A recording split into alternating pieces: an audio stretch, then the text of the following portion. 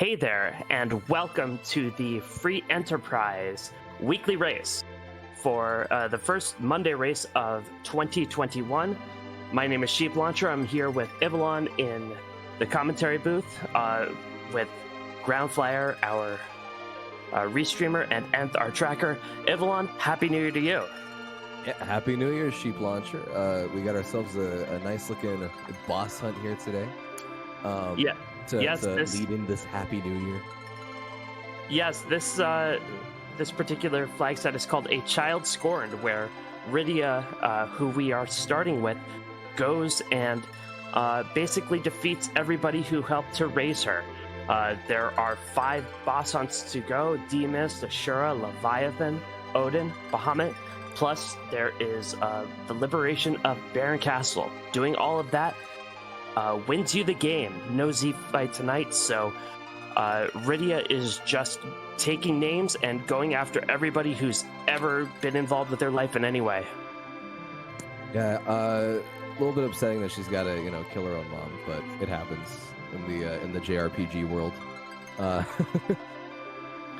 It certainly does. The only key item required for this flag set is the Baron key, so that will be interesting. The runners will go around, and we'll talk more about this later, but to me the interesting question is, without a Z fight to get ready for, how much do you grind? How beefy do you make this Rydia, along with the limited selection of friends she's going to have tonight?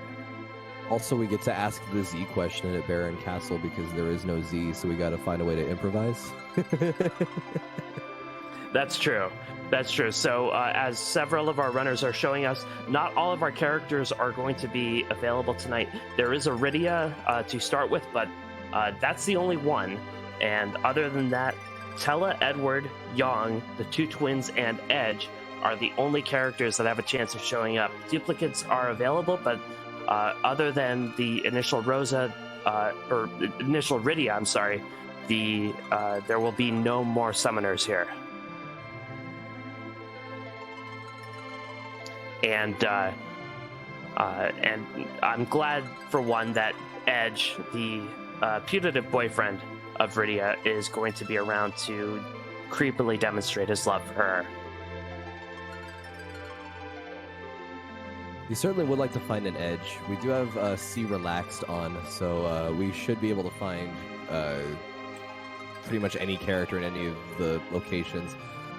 We don't have free characters on, so we're not just going to be hopping over to Mysidia or the Watery Pass or anything like that to get those characters, which is pretty standard.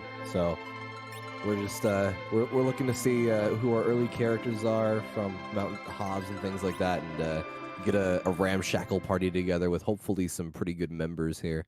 Yeah, the ramshackle party is appropriate.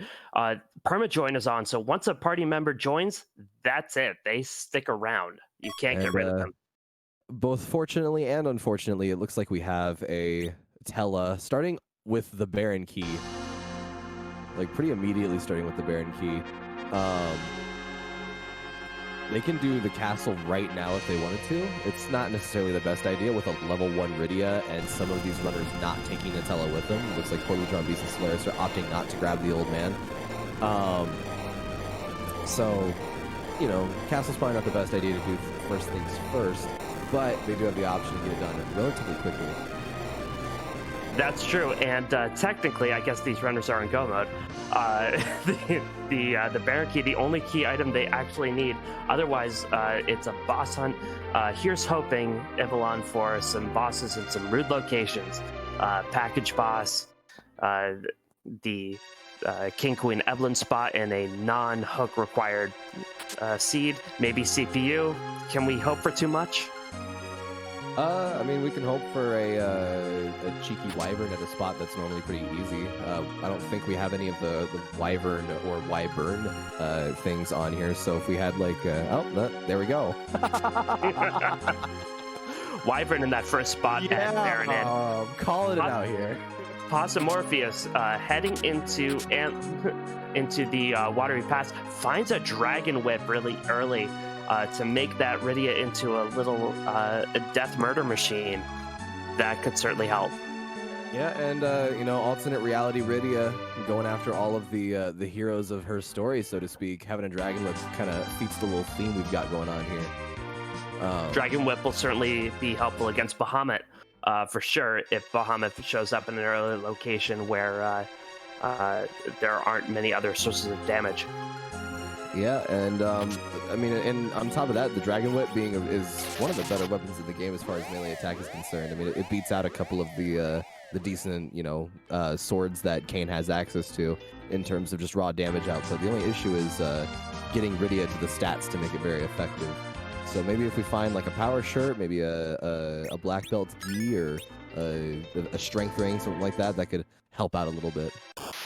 Certainly, and also a heroin robe will help boost those stats a little bit. And with T Wildish, those are certainly in play, especially in the watery pass. You get a better chance of getting something like that. Maybe our runners take a dip into Evelyn Castle early on to get a better chance at some of those higher tier loot. Yep, and because there's no real need for a major, huge grind, doing the trap chests in some of the locations where they give a lot of XP is, it's not necessarily a terrible idea. Looks like Solaris is making his way to the base of Mount Hobbs, and as is Poorly Drawn Bees, with a permanent Rydia in the party, making this trip to quickly learn a summon of some kind is always nice, because she's going to be in your party no matter whether you like it or not, so you might as well make the most of it. Yes, it's a good play, but unfortunately for them, they only get a cockatiel, or a cockatrice, or whatever that bird decides to call itself right now. Really a kind of niche spell. I'm sure our runners were hoping for a Titan or a Sylph there instead, but instead they have to make do with what they have. Yeah, and even an Odin probably would have been a good idea as well. Or not an Odin, I'm sorry, an Indra/Ramu would have been a good idea as well, because Odin is one of the bosses, and I think Leviathan also is weak to lightning as well, so that would have even been a good pickup. Solaris finding out that the alt gauntlet is at the top of Mount Hobbs, guarding at Edward. Solaris makes sure that it's the alt gauntlet and not the water hag up there, and says, "No thanks, Edward. You can stare down that encounter for as long as it takes." Looks like Poorly Drawn Bees might just be checking for the boss right now, unless she does plan on keeping that Edward in the party. Looks like she's going to start taking out these skeletons, so I think we have ourselves an Edward seed for Poorly Drawn Bees here. Probably not going to be able to get that Edward right away, because the enemies on Mount Hobbs are a little bit, decent level compared to your level 1 Rydia, but definitely something to pay attention to on that side of the screen, see when she eventually does get her Edward. Yeah, that's the problem with a starting Rydia, is you need some help to get her along, to even get her to level up at all. I know Pots Morpheus and Iklopper decided to take that old Mantella to give her that little buffer, but if she doesn't have any other help, it can be really hard just getting her leveled up at all. Do we have the flag on that lets you get the party members back from the Tower of Prayer in the city?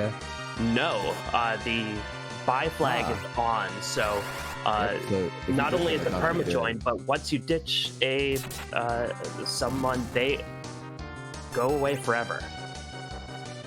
Yeah, so not taking that Tella is it's a bit of a high risk, high reward play on the bottom half here.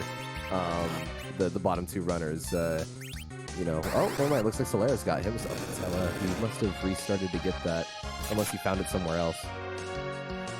I believe he did restart, actually. Iklopper gets through the Dark Imps at the bottom of the Antlion Cave, gets a Crystal Sword, one of the great items in the game. Unfortunately, Cecil is not showing up here, so... Yeah, and that's kind of typical. As soon as you don't have a Cecil, you get everything you need for him. It's kind of the law of free enterprise. and the other downfall of this particular flag set, items sell for a quarter of their original price instead of half. I guess that any retail worker would not want to deal with a teenage girl throwing a tantrum, so that's where that particular flag comes in. But the Crystal Sword only sells for a quarter of its price, but that's all it's good for right now. If we're being fair, though, just the retail workers, if I still worked at Fry's Electronics, I wouldn't exactly be the happiest about someone bringing me an ancient sword either. Where am I going to put it? We don't have a department for that, you know? Yeah, and some of those back rooms are... setting. Yeah. So Klopfer sells that Crystal Sword for whatever he can get for it, because even 1 GP is better than 0 GP, which is what he, which is what it's worth to him right now. Bees comes up against Baigen in the Mist Cave. Not one of the bosses we're looking for. Sticks around for a second to see if she can get some experience on it. Rydia decides not right now. Well, she is slowing down the battle speed and switching Rydia to a lower position just to get her in the back row there. So maybe she thinks that with the reduced damage and the Stardust, that an easy one-hit kill on the Baigen can net some easy XP. If there's going to be any spot in the game that you can easily get a one-hit kill on Baigen, it's going to be this one. Oh, lucky miss on the part of poorly drawn bees. That should be sending Baigen to an early doom. Yep, there it is. More than enough damage on all 3 segments to insta-remove that Baigen. And 5 levels on Rydia is nothing to scoff at. That gets her a decent bit of HP so she can survive a couple more hits. And on top of the decent gear we've been seeing, glass helms, black belt geese, and the Dragon Whip on top of that, it's a decent chunk of stats for a level 5 Rydia. And Beast finds that Soma drop in the Mist Cave useful because they aren't going to be in shops. So that Soma drop is going to be maybe one of the only ones you can find in this game. Meanwhile, Mylon Z is attacking the Bull Castle, and both Possum Morpheus and Klopfer are on the case. Yeah, should be a bit of an easier fight for especially Klopfer, who's making use of his starting kit of items to throw a couple of cures at this Mylon, who is considered an undead enemy. And also a floating enemy, if you don't know that. Oh yeah, he's immune to Quake because he's the elements of Earth, but because there is no Earth element, they had to make him a flying enemy to make him immune to Quake, because would it make much sense if the Fiend of Earth was outdone by an Earth-based spell? So both Possum Morpheus and Koppler are through and get the hook. Yeah, that's an item that you like seeing in pretty much any seed besides this one. That is early underground access, which might end up being necessary, but it's also not exactly the underground access that you're looking for, especially when you might not even need to go underground to begin with, because there are still a lot of bosses. Like, no one's checked Ordeals yet, so there could be, a 3 in a row on top of Mount Ordeals. That would be quite fortuitous for our runners. But in a boss hunt seed, I'd be excited to see the hook, at least if I had any kind of damage to deal. None of our runners have completed Baronin yet. There is a twin, I believe, at Baronin behind a Wyvern and some other boss. But yeah, the hook is going to be necessary. There are 2 boss checks down there. I'd be excited to see it if I had a good way to get underground. If an edge showed up, maybe at that hook route, I'd be really excited for it. Yeah, I could see that being exciting. I did forget about the character check for a moment there, but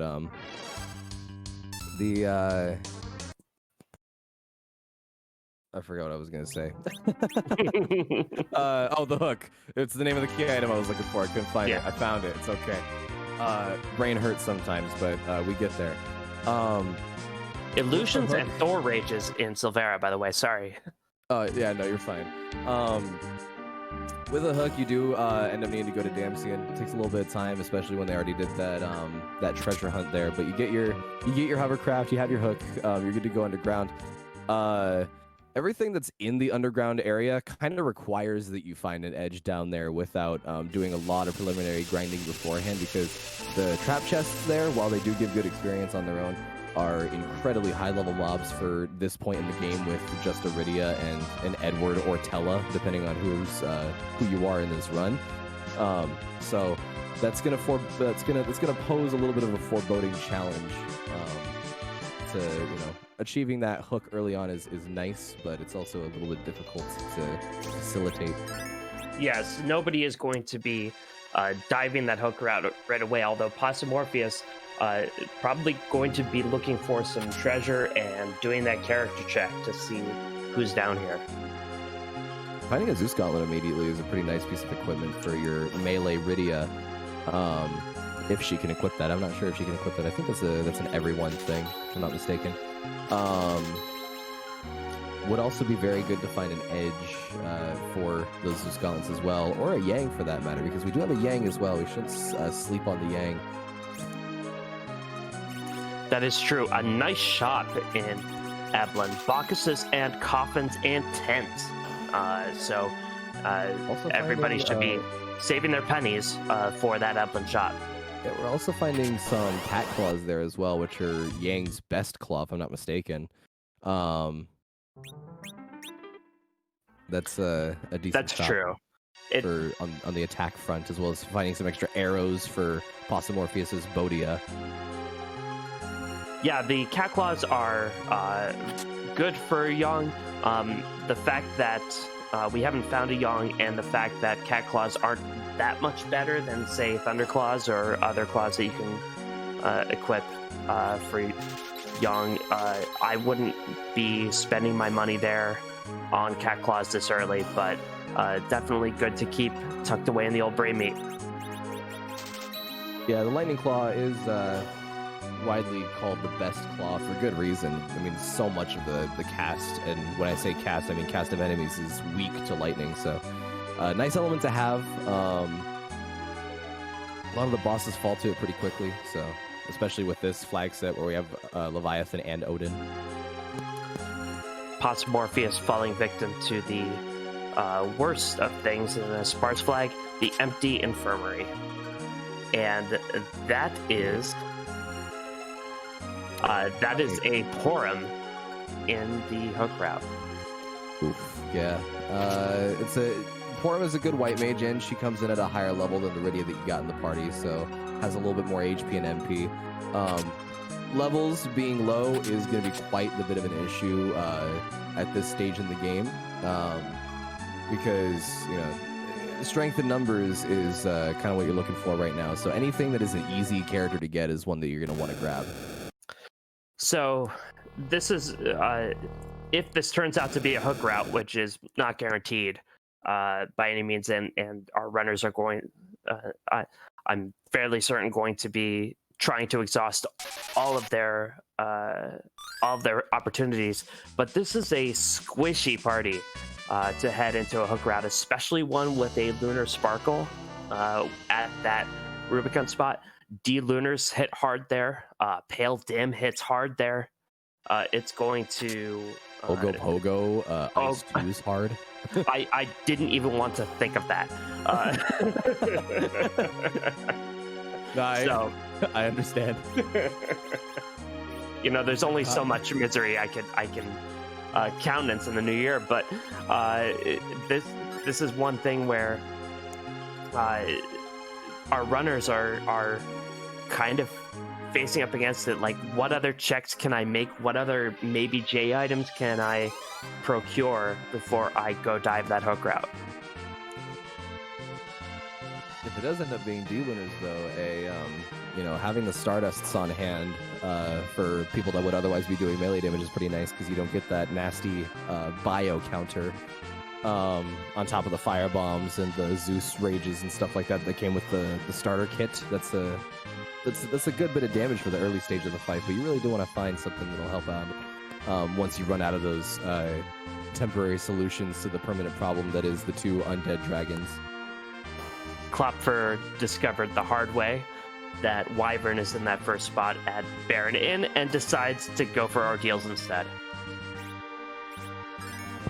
And making the Ordeals play, I think, is actually, even though there isn't a Cecil, in Iklopfer's position, he has a Tella that benefits from the completion of Mount Ordeals. And on top of that, a Rydia that benefits from the 3 sources of boss experience. Or, I'm sorry, 2 sources of boss experience that Ordeals offers as well. So that gets a lot more, adds a lot more of a power spike to the party on top of getting the key item that could lead you to something like maybe like a Tower of Zot or a Troya Armory. We could perhaps have some music and maybe a spoon for that Edward. There's all kinds of potential on Mount Ordeals. And plus there are 3 boss checks, which are, we need 5 of them. And look, there's an Odin. That's 1 objective. Yep, and immediately going for that lightning one on Rydia. Probably going to be casting lightning with both the mages here. Porum perhaps going to be chucking out some Zeus Rages just to make this fight go a little bit faster. Odin in this spot doesn't have terribly large HP pool. As you can see, they're going down with basically 1 Zeus Rage. So that's a good spot to see Odin in that first spot. Not much of a threat there. Klopfer will take that safety save and head back out to do the back half of the bridge. And we have Morpheus getting the lowdown on what the second boss might be. Nope. Goodbye. Didn't know if he was going to be able to take out the Wyvern or not there. That is a Palom in the Baron Inn. We have Porum in the Eblin Underground, and we have Palom in the Baron Inn. So we have both twins accounted for. All we're trying to find is those pesky martial artists. Klopfer and Solaris both encountering elements in the back attack spot on Ordeals. This is not an easy fight. They don't have really good sources of reflect damage, so this can really be more trouble than you think. Yeah, and the bright side that you can look at here is that Rubicante, he can't absorb the ice damage that you're going to be dealing to him from whatever items or spells you might have. But he does do a decent bit of damage because of the higher magic attack value. Since Final Fantasy IV, they didn't code a lot of the stats that bosses didn't use, so they just kind of stay high. So, Mylon Z, who normally doesn't have any magical attacks, once you get the elements in there and Rubicante starts casting, you notice that he hits a lot harder with his magic than you'd think for a spot that doesn't normally cast. Bees made it through to the second fight, which was Mylon Z at Baron Inn. Mylon Z at the second spot hits like a truck, and Bees decides discretion is a better part of valor there. Looks like Bees is going to be trying to... Oh, looks like she might... Is she just going for the... Nope, she's going to try again on that boss fight. I think she lowered the battle speed one more time, buffering a run buffer to see if she can get that. Nope, and the Mega Nuke is going to take Rydia out once again.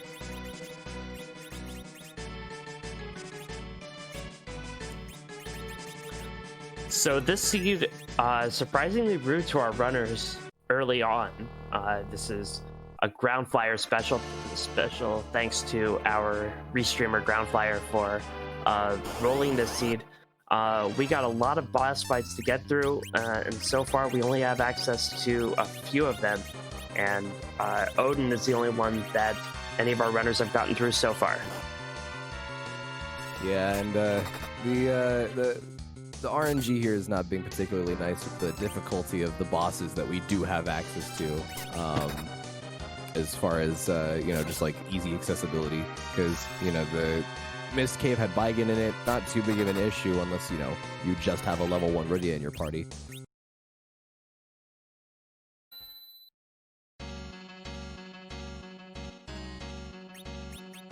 The Z virus is interesting. Are we back? I think we're back. Spam your Fs in chat for that. Can I get a dame in chat, please? but we are back like Texas. It always comes back. Oh no. Possumorpheus is through Odin, it looks like, and is heading to the element spot. Solaris gave elements another shot, and it looked like did not succeed. I think Solaris saved after that first Odin the second time, but either way, Solaris is moving away right now. Yeah, it looks like we have Possumorpheus doing his elements fights, Iclop for getting mega nuked, and Poiler John Bees is going through Eblin Castle, perhaps trying to find some extra treasure to equip that Rydia with. Still hasn't found the... Wait, did she find the Dragon Whip? She has not found the Dragon Whip yet, which makes me think that she hasn't gone into the Watery Pass to grab those treasures yet. Yeah, and Bee's still rocking that solo Rydia. If she doesn't, there is still the possibility that she can find the Dragon Whip in one other location. I can't remember which location it was, but there was a second Dragon Whip that we saw somewhere. I want to say it was in Eblin Underground, but I don't know for sure there. Bees finds cabins for sale in Cydia. Possumorpheus is getting through his elements fight, so the second fight on Ordeals has been taken down, and whatever this third fight is, it's going to be pretty easy. Or at least it should be anyways, because the Dark Knight Cecil spot doesn't exactly have a lot of HP. In fact, it has 1,000 HP, which this party should be able to do even with a spell list Tella, because Tella doesn't gain a spell list until after you defeat this boss. Yep, and Iclop for getting incredibly lucky with the misses on the Skulgers in the Eblin trap chest there. Sadly, the lightning 2 is going to take out that Porum just in time for Rydia to get the last kill there, so Porum's not going to be getting any levels off of this, but that is some decent XP for the other two members of the party. Go blazing straight through that menu. I didn't even see what the item was. I didn't see it either. Possumorpheus gets Plague at the top of Ordeals. Not a bad fight to see in the changing room here, and that means the Hook boss, the Rubicante boss, if I'm keeping track of things correctly, is either D-Lunars or Pale Dim. Yeah, there's an Edge ultimate weapon, says Beowulf and Berserk. Judge Infinis, there was a Dragon Whip in the Watery Pass, but there was also a second Dragon Whip that someone else found. I have no idea where they found it from. But there was definitely a second one. And Possumorpheus with that unfortunate wipe to Plague did not save, so has to go through elements again. That's a real bummer. Yeah, it's gonna be a difficult fight to go through a second time. Solaris. Dark Knight Cecil in wherever Solaris went to. The second spot of Baron Inn, and that, yikes, that is rough as well. Wow. Yeah, Solaris was able to get the reflect off in time on the Wyvern fight, but it looks like going to probably have a lot of difficulty here with the Dark Knight Cecil. Gonna see if putting Tella in the middle spot as well as slowing the battle speed down a little bit can help him in this endeavor. Maybe you can get a Cure 2 off or something like that to survive the other two Dark Knight, or the other two Darkness casts. Gonna be an interesting fight for sure. Oof. Tella getting hit again by that Wyvern is gonna... Yeah, that's a no-go on the Cecil fight if your white mate or if your temporary healer can't survive. I just noticed in Eblin Castle, Klopper picked up the Ashura summon. Once Rydia gets a few levels, she can be a decent white mage with that summon. That's certainly very nice to have. And Possumorpheus. One Zeus Rage was enough to take out the Wyvern without even needing to do the Starveiled strategy on Solaris' side. Possumorpheus gets through the elements once again. Solaris will try to keep his Tele healed up to survive the Dark Knight's Dark Waves. And it looks like he will be able to get that Cure 2 off. It's only going to affect the Tele, unfortunately, for the Rydia down there. But these next 2 strikes, if he can survive through them, and he will have himself a really good source of damage via that Palom, as well as whatever key item this Dark Knight happens to be hiding from us. Yeah, the good thing about this spot is there is no experience coming out of the spot, so Rydia can stay down. It's not an issue.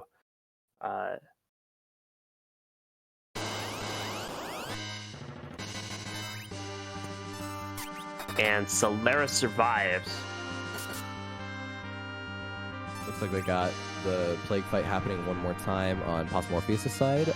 Should actually be a little bit easier this time around because he's got Jenica, aka Rydia, equipped with that bow, which is going to be dealing quite a bit of damage to the flying winged Plague, who is extremely weak to the throwing elemental attacks. Goes down pretty quickly, and we will see what our key item is. It was a Murasame up on the top of Ordeals. And Solaris gets the Twin Harp. Hey, required music, maybe? Music is certainly required to go underground unless there's a D-Mist hiding at Megasister's spot. And Solaris says yes to that Palom. Give me that Quake. Absolutely, yeah. You definitely want to have that Palom with you because Rydia doesn't learn the higher level spells until much later than Palom learns them. So you're probably not even going to see a level 3 elemental spell out of Rydia this go around because you just don't need the levels later on. It's mostly early on that we're starving for the damage. Yeah, and with these particular flags, you don't need to think that long term. You need to think medium term and what's going to be the character that can get me the most damage so I can get us through as many boss spots as I can, as quickly as I can. And I think that's Solaris's thought, and I think that's a good one. Yeah, it looks like Solaris is going to be making his way up to the top of Ordeals now, going to be doing his 3 boss fights up here. With Palom in tow and that first fight not exactly being the hardest, that should be a very quick elements fight with the level 2 elemental spells at Palom's disposal. Yeah, Palom doesn't have the level 2 spells yet.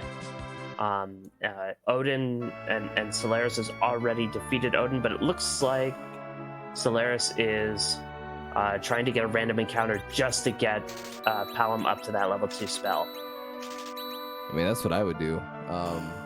Solaris didn't decide to use the firebomb there. All right, gonna go ahead and use that now. Take out this is probably actually one of the better fights that you want to see on the top of Mount Hobbs.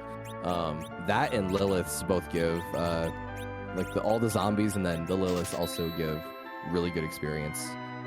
Palom getting all 3 of the second level elemental spells, which is exactly what he was looking for. Yep. A heads up play by Solaris there, gets that good fight, and is ready to take on that elements. Oh, actually hasn't taken Odin on yet in this save file. It appears he didn't save after losing the last time. Klopp for getting through the elements. Well done to him.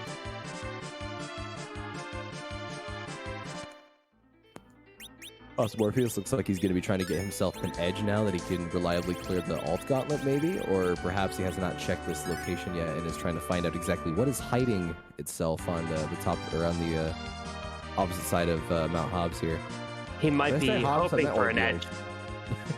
He might be hoping for an edge, but he's going to find an Edward up there, and I don't know. Without a spoon, even though the spoon flag is on, nobody's found a spoon yet. I don't know if an Edward would factor into his plans as yet, but it doesn't look like he's going to be making that determination anyway. So our underground access could be guarded by that Baron key that we got at the beginning, could be guarded by that Twin Harp, and it looks like Morpheus is going to delve into the waterway. Waterway isn't the worst place to go right now, especially because I think Morpheus has his Odin fight done, so that makes me think that he was able to get the rest of Ordeals done. Oh yeah, he did. He got the Murasame out of it. Or Masamune, whatever the sword was. And this could be slightly higher level treasure if Morpheus is looking for it, which he is not. Yeah, he doesn't appear to be opening any of the chests in fear of one of the trap ones coming to get him. There are no trap chests under here, really, but it just doesn't look like he wants to waste the time wandering around. Some of them are in out-of-the-way places, and it's not, say, Troya Treasury level, where you're guaranteed a good stuff. Yeah. I mean, it's the wise decision to make if he knows that he's going to be able to get something later on. Putting a Gaia hat. Oh, it looks like he's outfitting the party with some better gear. Opting to make Tella the frontline fighter in this situation. Get some kind of defense on Rydia. Meanwhile, Solaris is through that Elements fight. Klopfer made it through that plague. It's descending back down Ordeals with a fully powered Tella. And is going to be heading off to Baron, which he has to go to one way or another, either Baron Inn or Baron Castle. Morpheus finding that Kainatsu in the first spot in Baron with the level 3 spells on Tella should be okay here. Yeah, single lightning 3 should be timed well enough to get the water up. Looks like there it is, and Tella should be casting in just a second. It times this out basically perfectly to get the lightning 3 off before Kainatsu is able to throw some water at him. Not enough to get rid of that Kainatsu though. Just enough to get rid of the water. Klopfer discovering the Blitz Whip in that Baron weapon shop has its niche uses, but they're going to be hoping that Rydia outgrows that. Yeah, and the Blitz Whip is decent for, as a matter of fact, the fight that's going on right now on Morpheus' side, because while Kainatsu's water is up, he is weak to lightning. After that, though, he's weak to ice because he's a reptilian or an amphibious creature, something like that. But the Blitz Whip is only good for a couple of the fights on this list, and not really all too useful in any other situation aside from the weakness usage. Beast gets through her Mylon Z fight. She's going to get that hook. Be able to get another character. All of this with Rydia alone is extremely difficult. Very swag.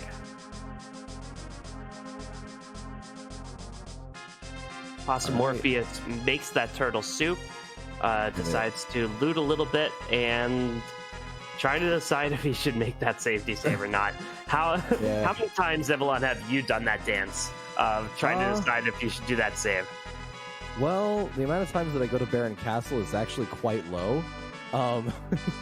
So I think the majority of the time, if there's a situation like that occurs, instead of deciding whether or not I want to make the safety save, I just kind of check what the boss is, and if I decide I don't want to deal with it, I make the conscious effort to reset, and then whenever I want to go back and do Baron again, I'll just do it again.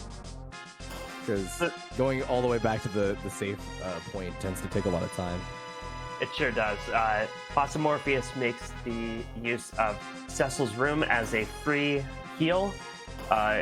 If you didn't know about that, join the club. I didn't know about that until very recently.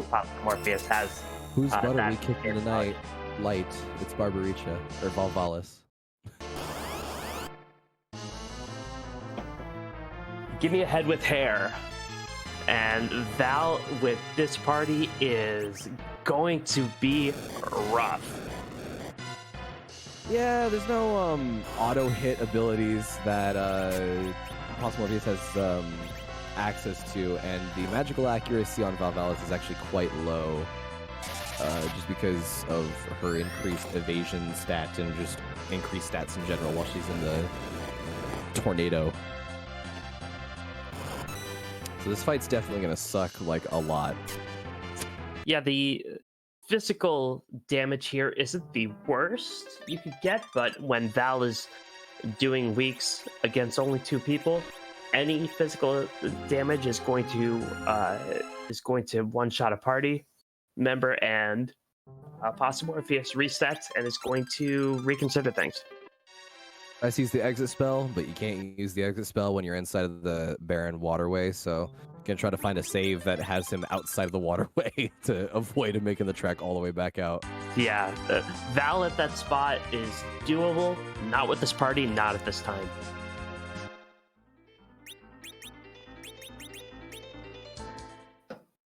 Blink is your friend. I agree. Berserk now. Blink is definitely the play there.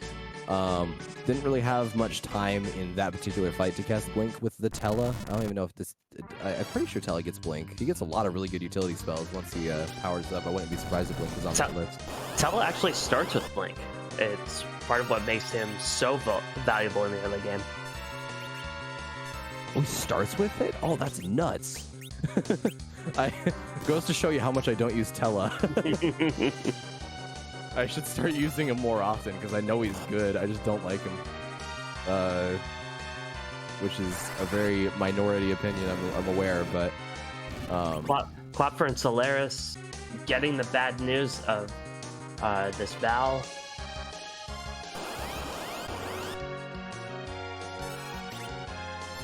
It's like Iclop's gonna opt for a virus, misses. Oh, he does have a Porum in the party, as opposed to the Paladin that we have on, I forget. Oh, Solaris' side. Okay, yeah. I wasn't sure if it was Solaris. Solaris is the only one, the other one with a twin, though, so gotta be him. Yeah, Solaris was the only one who defeated that Dark Knight Cecil and that Wyvern at Baron Inn to get that Palom. A very well fought, or very well worth a reward indeed, because, again, Palom is just absolutely incredible in terms of his magic. Holy John B is going to be finding herself a white mage in the Evelyn Underground. Looks like we're making our way to Evelyn once again with Iclop.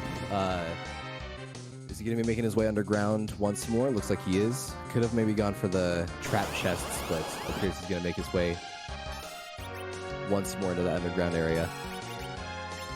And Solaris making the same call that Morpheus does. That Valvaldis can sit on the Baron throne for a while. Solaris not in a position to deal with that right now. That the new arrows and the Elven Bow are going to be incredibly strong on that Porum in the early game. Basically turning this Porum into a murder child with the very high attack stats that the equipment she just put on her gives. Yeah, the only problem is if I were a runner here, I'd start to be thinking 40 minutes in that I'd be aging out of the early game. We know that nobody has made it too far in this particular seed because there are just a lot of walls to bash your head against, but if I were a runner, I'd be worried that somebody somehow made it through and that I was running behind. Yeah, with a seed this difficult, it's kind of hard what to think in my mind, especially if you're you're struggling very hard to find any real party members and the fights just keep kind of taking you out. In Poorly John B's position, I would be wondering if anyone else was even able to do like some of the fights that I skipped out on. And with that in mind, it's kind of hard to also, decide like what paths do people take, what decisions do people make, what fights do people skip out on, what fights do people take. So it's a lot of things to think about at once. And our runners are all still in relatively the same position, just trying to find out what they can do. Yeah, so nobody's tried that Twin Harp yet, which is available to one of our runners at least. So after taking on that Baron Inn, so it will be interesting to see if that's a possibility. Yeah, the Baronin giving the Twin Harp is a little trolly, but not really, in a way. We didn't find any really good key items from some of the freer spots, because Antlion gave us a sword that we can't use, and Ordeals gave us another sword that we can't use yet. Which means that Twin Harp could be holding like the only key item that would pertain to our run here that gets us, that extra push forward. Finding the hook is nice in Fabul, but you still need to do a lot of work to even get through the fight to get underground with the hook. Bee's taking on those Castelleblin checks to see if she can get some nice gear out of those boxes. Get some Excal out of the Mad Ogres. Cool sword ogres. Yeah. Thanks for giving the edge that hasn't appeared yet something to throw. Quite. Except he can't throw that. That's the only sword he can't throw. Crystal sword he can't throw. Excalibur he can. It's actually like a... that's one of the reasons I even hold on to Excalibur in the vanilla game after getting Ragnarok, is just to have Edge throw it at Zeromus.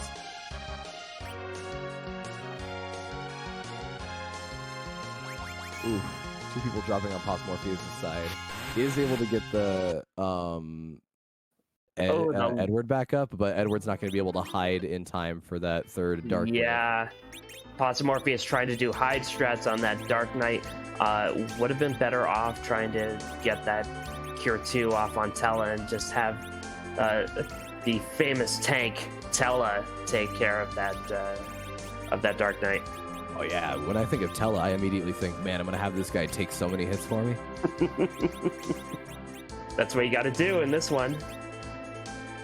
That is true, Solaris actually. Gets the life staff out of the Mad Ogre's chest and gets the Quake Kid up to Virus. So Solaris starting to make some headway in this. Yeah, Solaris making his way through the lower part of Babel with style right now. Being able to get through all of these crazy hard fights with the party that he's rocking right now is very skillful. Making another safety save just to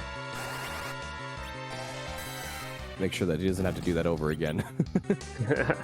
Klopfer going to get into that Mad Ogre's fight as well. While we have the chance, since we're past the 45-minute mark, I do want to thank our behind-the-scenes crew, Groundflyer, our restreamer, and although they haven't had to push that many buttons tonight, our tracker to the nth degree is Nth. So thank you to those folks, and thanks to Ivalon, my co-commentator. Give all those folks a follow. Don't forget to leave Sheath Launcher out of the following either, because he's doing just as much as the rest of us, man. He's carrying this conversation tonight.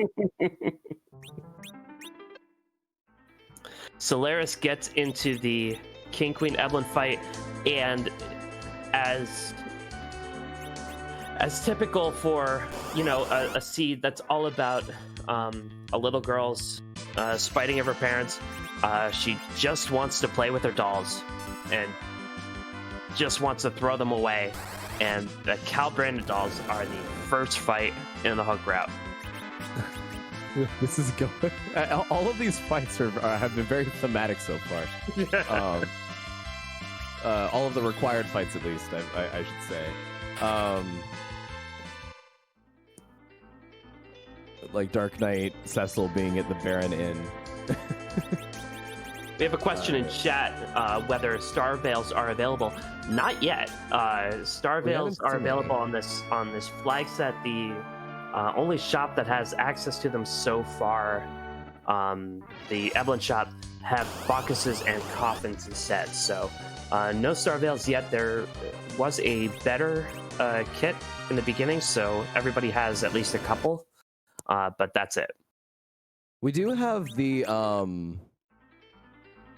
Star Veils that were given to the runners in the beginners starting kit type thing. At the beginning of the run, the runners get a whole bunch of items that help out for the early game, and we have a bunch of Star Veils in there. But other than that, we haven't seen any that have been like acquirable, so to speak. Yep, Morpheus, giving it the old college try, not going to let this Wyvern and Dark Knight Cecil defeat him. He's really going after it. Tenacious, I think, is the word that we want to use, everyone. Yeah, the tenacity and unrelentingness. What's another word you can use for that? The persistence. Yes. So many good items for characters that aren't here. Finding an ogre axe inside of a chest in Babil.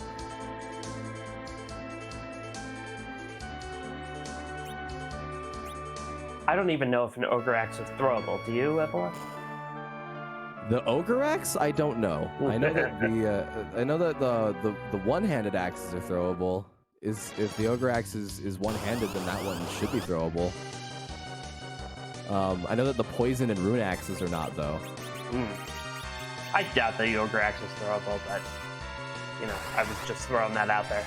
Yeah, I don't think that's a good one. I don't think it is. If it's one-handed, then yes is gonna be my bet. If anyone in the chat knows, ogre axe is one-handed but not throwable. Oh, so that's actually a difference between the tomahawk and the dwarf axe. So we know that Edge is worse than the Franks in Age of Empires 2.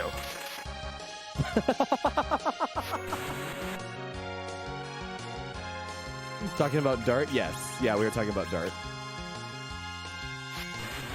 Edge's throwing ability.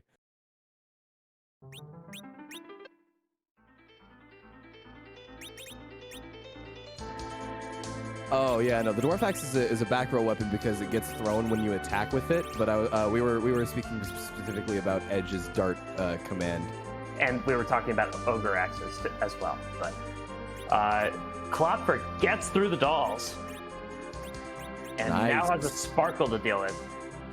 Yeah, finding out what that sparkle is going to be the big one here. Possum, okay. Unfortunately. I thought he was just going to go straight into it, but nope. Very quickly backing off. That is the wise decision.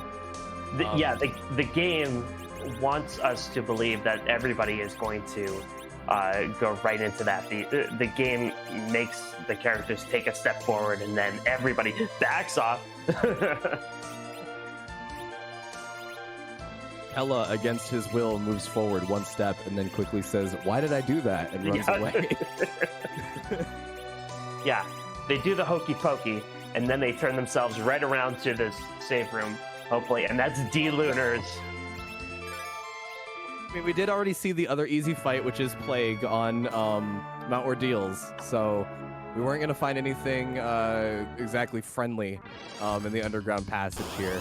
No, we knew it was going to be either D-Lunars or Pale Dim. That means, by the way, if I believe Ogopogo was in the waterfall spot, that means if we see another sparkle, it's going to be Pale Dim. Oh, yeah, that's true. Yeah, because we saw Ogopogo already, so it's only one opportunity for the pale dragon to show up somewhere. So Klopfer, using his Star Veils right now, going to be going for the Lunar Frog strats, which, if he can keep everybody up, will work out very nicely for him.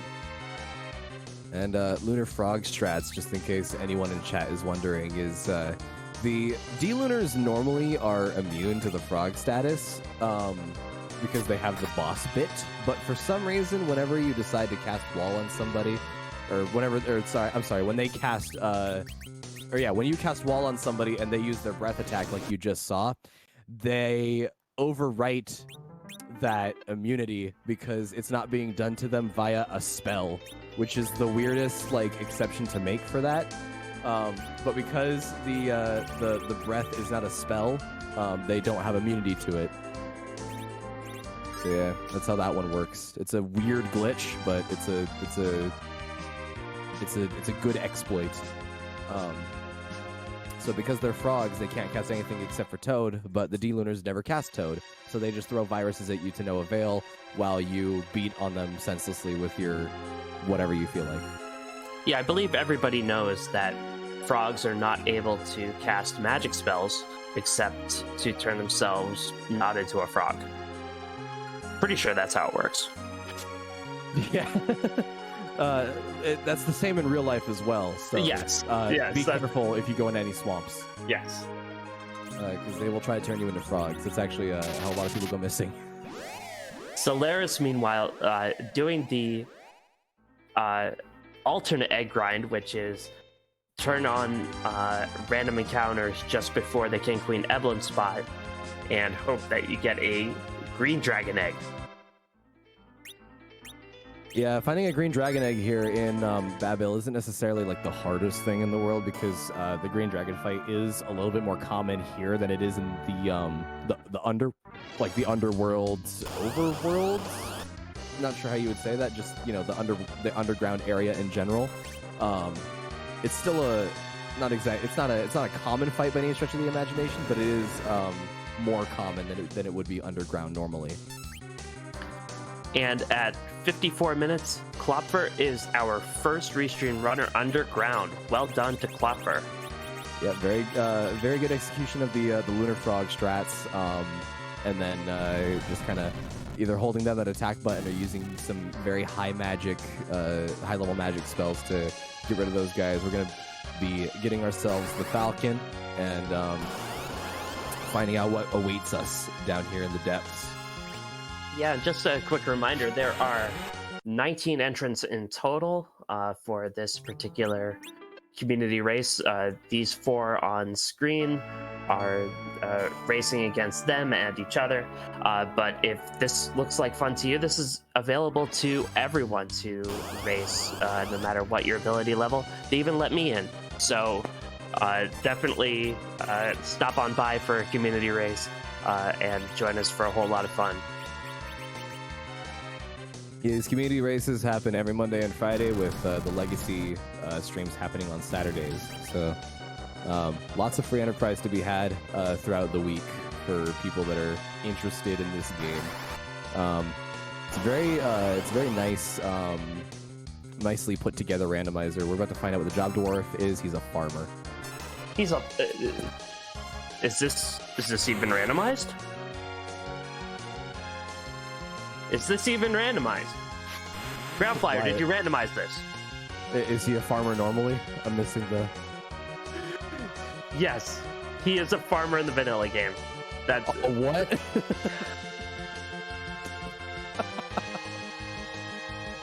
What a guy.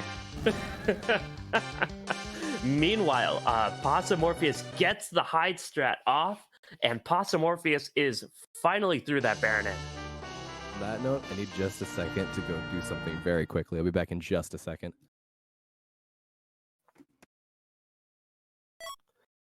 And sirens are available in Tamra shops. Tamra has that's Dwarf Castle.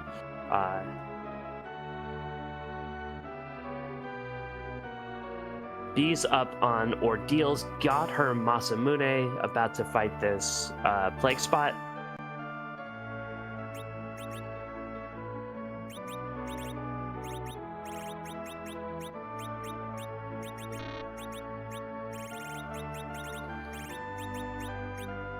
And so Possumorpheus, it took a while, but it looks like he knows that he needs to make up some time somehow. So we'll see what kind of route that takes. Whether Possumorpheus tries the Twin Harp or whether he dives that hook route to try and to make up some time. Meanwhile, Klopfer getting some levels, doing some egg grinding. I returned from what was actually nothing. I thought there was somebody at the door, but I went there and it was just a package, so there you go. Well, somebody had to drop off that package. That is true. Was it Cecil and or Kane? Thankfully, no. I like my house. That is great. Yeah.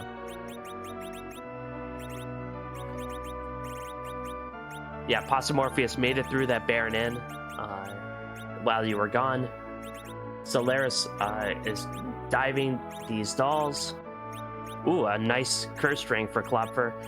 Not too necessary in this. And Klopfer got a package. Are you... Evelyn, are you Klopfer? No, I am not Klopfer. That'd be cheating. Are you sure? He did. He might have very well taken my package from me, though, in which case that's Klopfer. I'm going to need that when you're done with it, because I don't even know what it is yet. It's not mine, so I didn't open it. Yeah. Check the tracking number on that Klopfer. Yeah. A dancing dagger. That would have been nice in the overworld. Yeah, dancing dagger would have saved a lot of trouble, actually. Was it from Baron? No, Judge. It was probably from Sweden. Or QVC, one of the two. A Demist and a Dark Elf in the King Queen King Queen of Feymarch spot. Interesting. Both of those spots give a key item in these flag sets. Plus the Demist gives a bonus key item. Klopfer definitely took a long, hard look at it. You have to imagine he'll keep it in the back of his mind to come back if he runs into a wall somewhere else. Demist is going to be required for this flag set as well, too. So we are going to see that go down at some point, and that's going to be a very long and tedious fight, probably, if I had to imagine. Better in the Asura spot than in the Leviathan spot.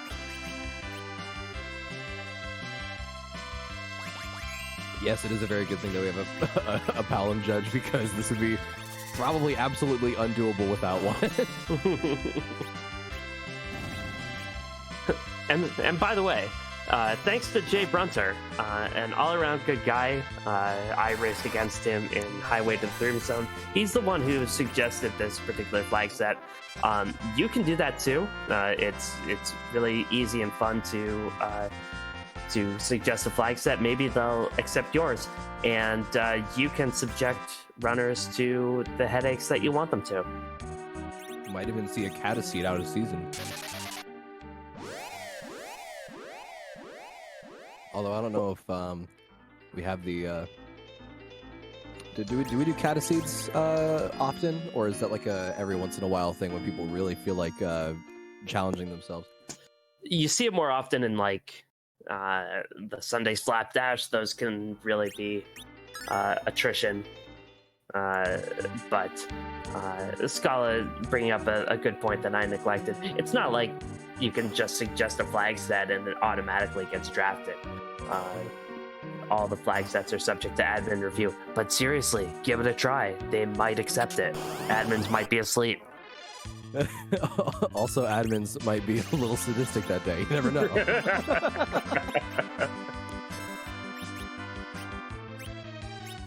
Solaris, going for the Lunar Frog strat, gets it off on one. So they'll be walking the tightrope. Let's see if he can do it.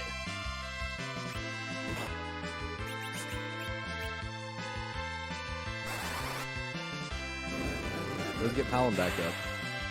The other D-Lunar has not done their they did not get frogged by the reflected breath, so that is gonna put a damper on that fight. Gonna have to try again, probably. Yeah.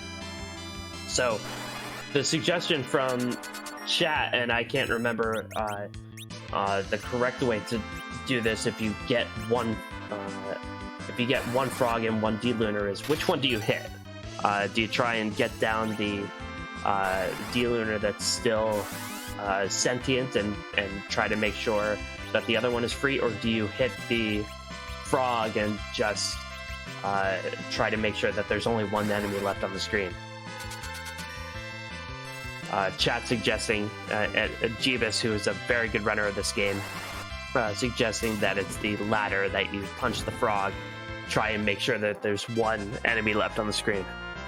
Yeah, it's a pretty normal that's like a strat in a lot of strategy games where you just kind of take out the weak things first, so that once you can focus all your efforts on the big guy, it's not nearly as bad with the tiny annoyances on the side. Klopfer finally taking on this Baron Inn has enough health that certainly at least one of the characters will survive this with not too much trouble. And Klopfer will get that Twin Heart.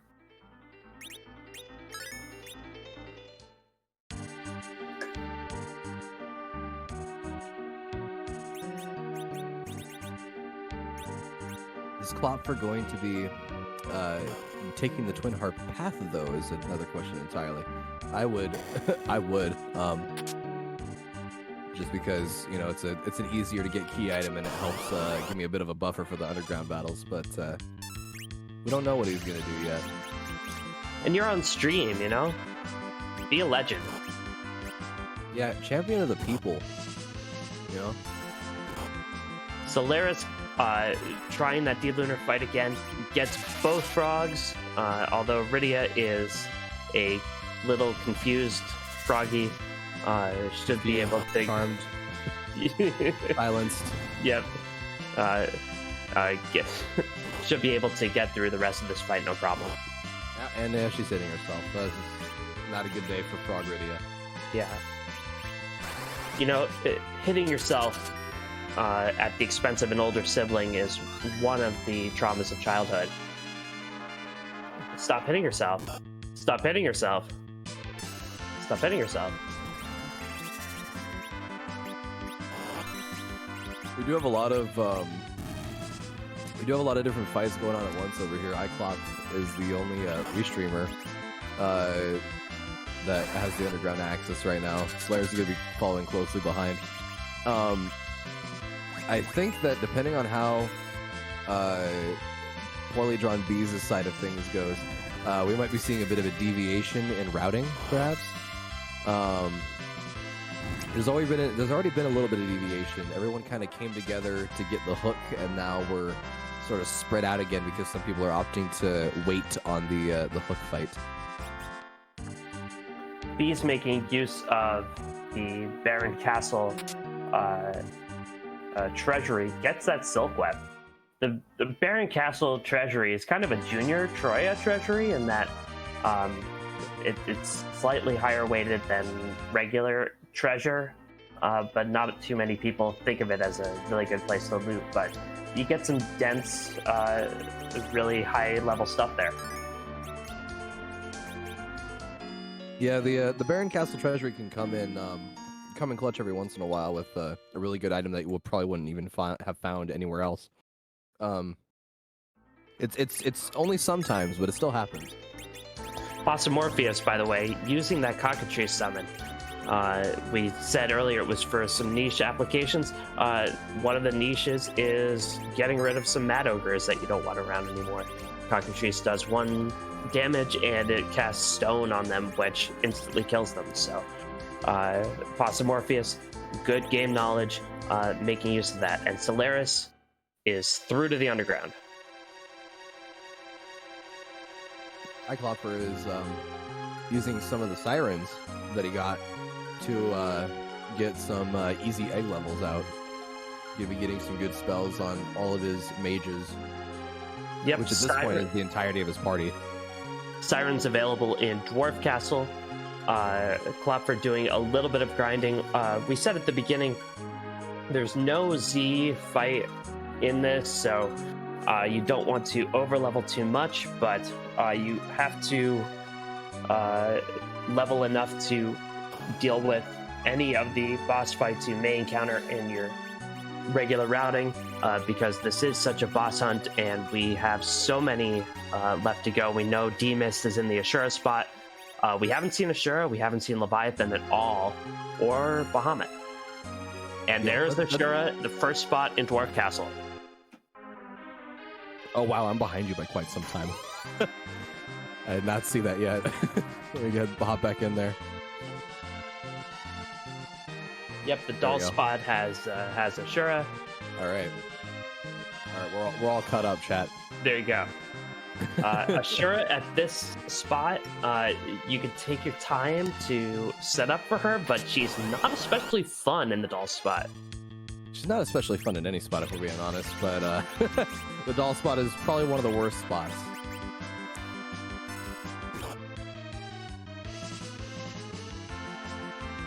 Meanwhile, poorly drawn bees trying to liberate Baron Castle, running into this Valdalis. With only a Porum and Iridia, she's going to find that she doesn't quite have the firepower to get through it. She needs some kind of physical damage here, and she's not getting it. Yeah, a lot of these bow shots are missing, and that's going to take away quite a lot of damage. Finding a package in the Fey March, or not the Fey March, just like Cyclops did on Solaris' side. You're going to be seeing some hourglasses inside of that shop, and we're getting some menuing along on all 4 screens, trying to figure out what moves to do or what items to sell. Klopper gets through that Ashura.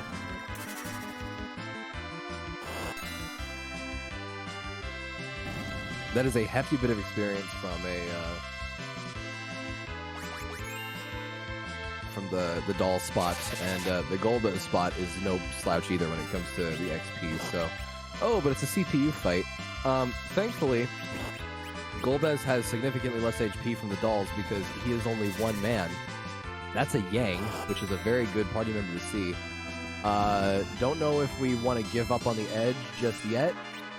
And it looks like he's gonna ditch it. Klopper didn't know for a while either. Took some time to think about it. Decides to discard that edge. CPU in this spot. All 3 orbs combined only have about 3,000 HP. So I don't know if he ever used a Soma drop on that Tela, but that's a good spot to use this video. Would be a very good spot to use this Meteor if he would have telecast it. Doesn't look like he's going to. Iridia grew up, which means she gets all of her good summons. And that Quake is going to take out the rest of the enemies. Yep. Even though they look like they're flying, they're actually not. So they're weak to Quake. And that Quake kid deals with them with a quickness. So yeah. Klopper getting will get a key item here in a minute. I like the CPU glove sprite, by the way. I think that glove looks goth and nice.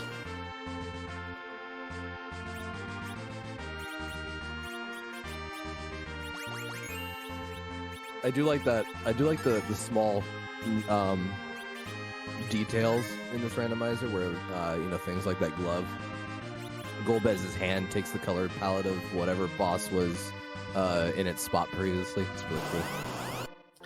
And we have ground vanilla scooper striking again a vanilla Luca key. Yep. Vanilla Luca key with no warp glitch means that the Luca key could actually be hiding something valuable by way of key items. And if we don't find the rest of the bosses that we need to in the underworld, that means that we're going to have to go to the moon. And if the darkness key is behind the Luca key, or the darkness crystal rather is behind the Luca key, oh boy. We're in for a long one. Yeah, that Luca key might actually be a worthwhile check sooner rather than later, because you can check that key item first before checking the boss, and then check the boss. In a boss hunt, it might be worthwhile to check it at least to know what you're dealing with and what key item you're looking for. And if both the key item and the boss strike out, then you know you never have to go there again. Beowulf bringing up a good point. Good character and story, by the way, Beowulf. Nice choice of username. But he's talking about checking the boss of the Kaipo in. Not only do you get to check the boss of the Kaipo in, but you also get to find out who that package character is. And if your party is not full, which none of our brothers have a full party, that is definitely a worthwhile check if you find an accidental edge or something. The problem with that is the packaged character. We already know who that is, and that's another Palom, I believe. It's definitely a twin. To find out that boss of the Kaipa win, it takes a while. At least 3 minutes. You have quite the scene to go through. Yeah. So I imagine that our runners will check that literally last. Do I hope that there's a Leviathan in the Kaipo Inn? Of course I do. But I don't imagine our runners are in a hurry to check that. And Klopford has that Sand Ruby from that first Sheila check. Gonna check, and it's an old man in the bed. It's raining, it's pouring, the old man is snoring, and Klopfer is just going to let him there. Yeah, I would let him sleep too. He probably needs his rest, you know? Yeah. He bumped his head, and he went to bed, and he won't be getting up anytime soon. That's so morbid. And they used to sing that to us as kids. I mean, can you believe that? I have the sheet music for it on piano. And, yeah, it's not. It's written in like pretty colors, and it's all nice and like color coordinated and things. Yeah. Oh man. And they didn't tell you that the old man is probably drunk.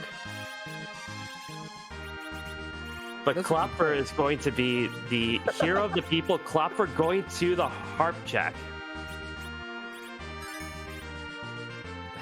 Emerald Bard, I do remember London Bridge is falling down. Fitting name, by the way, for reminding us of an age-old nursery rhyme. And wasn't Ring Around the Rosie about the plague? Beowulf just brought that up, actually. I learned in world history, actually. This is something that I learned in a world history class one time. Is not actually about the Black Plague. That's a complete coincidence. I don't know. Like, I forget what the source is on that. I'm pretty sure it was the person that I'm pretty sure it was like a historian that went back and like looked at the etymology of it. But even though the nursery rhyme was made long after the plague, the person that wrote it wasn't even like thinking about the plague at the time. We're going to be getting music very soon here. Yes. While we get music, just remember there are no coincidences. Anyway, DJ Spoonie V will play us a randomized tune, so play us a song, Bard. The harp man doesn't fit the syllable count.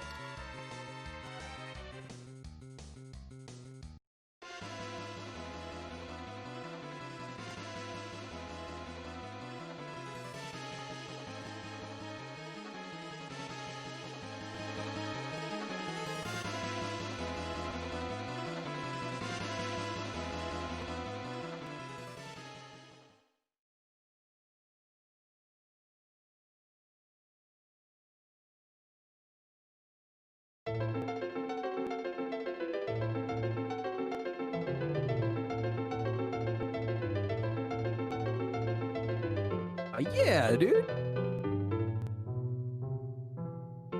Oh, what a good song.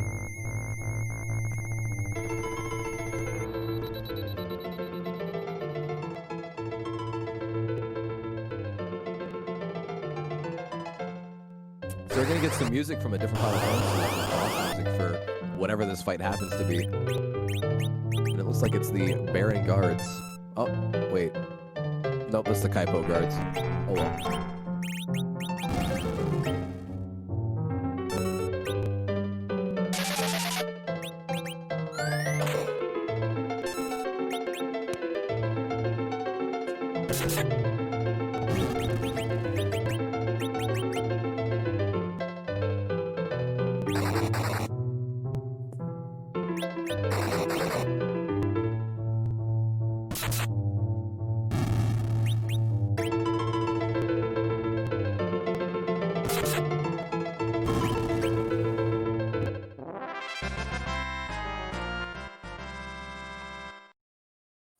Nice FF6 boss music there. Yeah, that was a nice bit of music. It absolutely shreds on Harp, and Klopfer gets that vanilla Earth Crystal. Is this even randomized?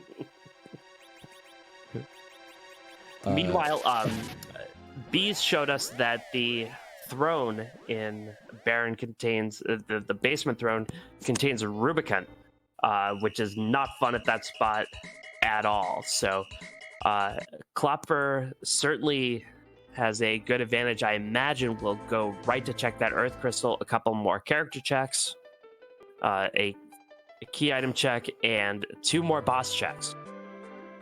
I feel like for this seed in particular, that's a really freaking good item to get, the Earth Crystal, because not only does it give you access to the Troya Treasury, which already has good stuff in it, but you also have the trap chests on the Tower of Zot, and then you have the boss checks and the party member checks, and, in Iklopter's case, he's still holding on to hope that he's going to be finding that edge, so he's got 2 more chances at that edge.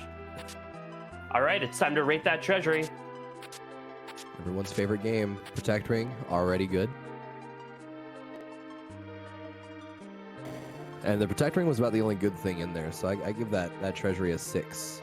Yeah, there was a Crystal Mail in there. I'll give it a 4, maybe.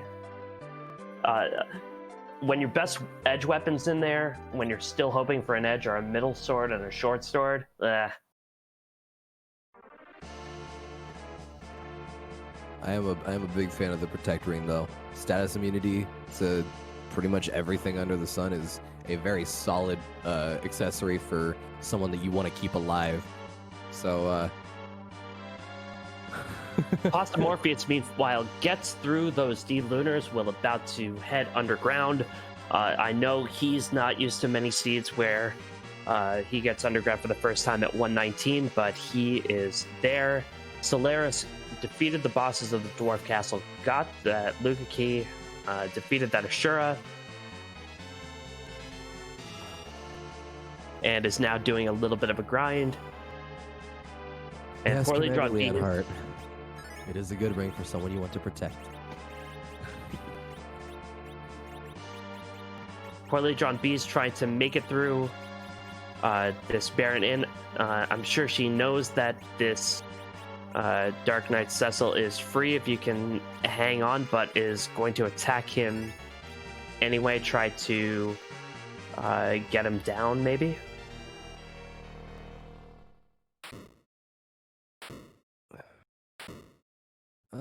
One more Cure 2 should do it on that fight. Looks like Poorly Drawn Bees is going to be able to get her way through that Dark Knight Cecil fight. Looks like Solaris took that Yang, and I think right about now he's kind of wishing that he didn't take that Tell at the beginning. Tell is a little bit of an investment. Well, he's more like a bad investment. You put into him at the start of the run, and then once you figure out that there's a whole bunch of really good mages that you can get access to semi-easily, he starts to very quickly become less worth it.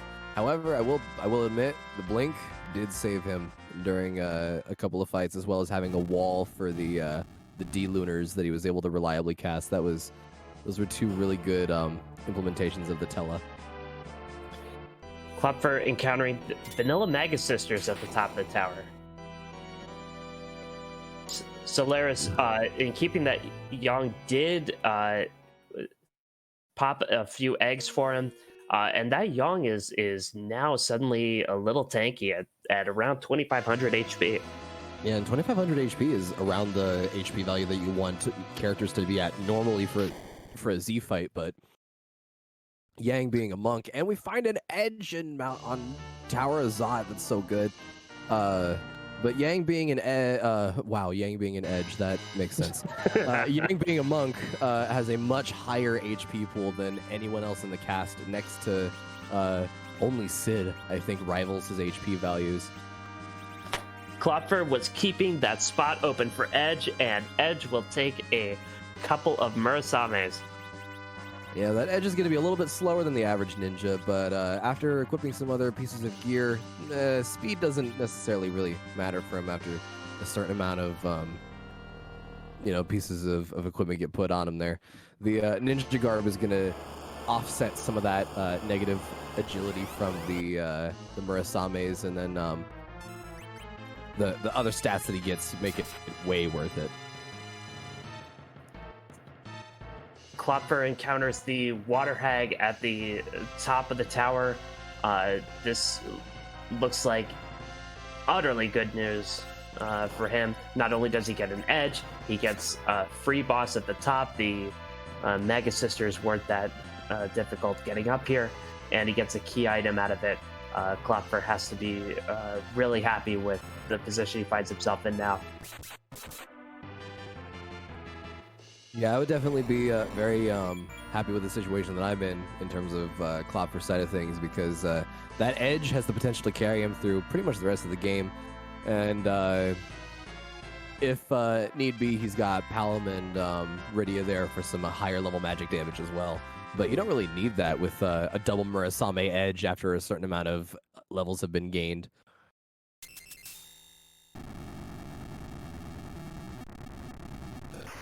Solaris heading back into Baron Castle, going to try and liberate it. Solaris knows that the Valvalis is on the throne. Probably took the Young for that purpose. That Young should be able to punch right through Val's tornado form at the throne spot. Yeah, Berserk Yang with nothing to lose and a whole bunch of fist throw is definitely a better combatant than a child with a bow. Klopfer only gets an adamant at the top of tower, which would normally be okay, but not really necessary here. Coco's shop could have some nice things in it, but we already have most of the things we need. Yeah, I mean, Coco's shop is good, could be good for maybe like a crystal ring for that edge to once again offset the agility penalty from the Murasames. That's like a very niche usage of the shop. Finding, you know, maybe a decent piece of gear like a white robe or a black robe could be good for your mages. I can't really think of much that you would want to see at a Coco's shop though, outside of like maybe some crystal rings or a really good piece of gear like a Zeus gauntlet maybe.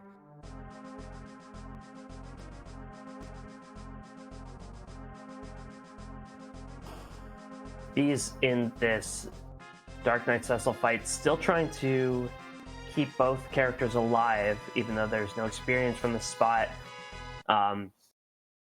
It's nice to keep both characters alive, but it might be better to just focus on keeping one alive at this point. There's no reason not to just keep only one of them alive. I mean, she was able to get through it, keeping both of them up, and that's going to net her with her second twin, which is very nice. And should she so choose, yeah, she's also going to get the twin harp as well. Should she so choose now, she can pick up both the Yang and the Edge because she didn't take that tell at the beginning. So she has a much better opportunity to have a party that can just wipe the floor with everything in the mid to late game.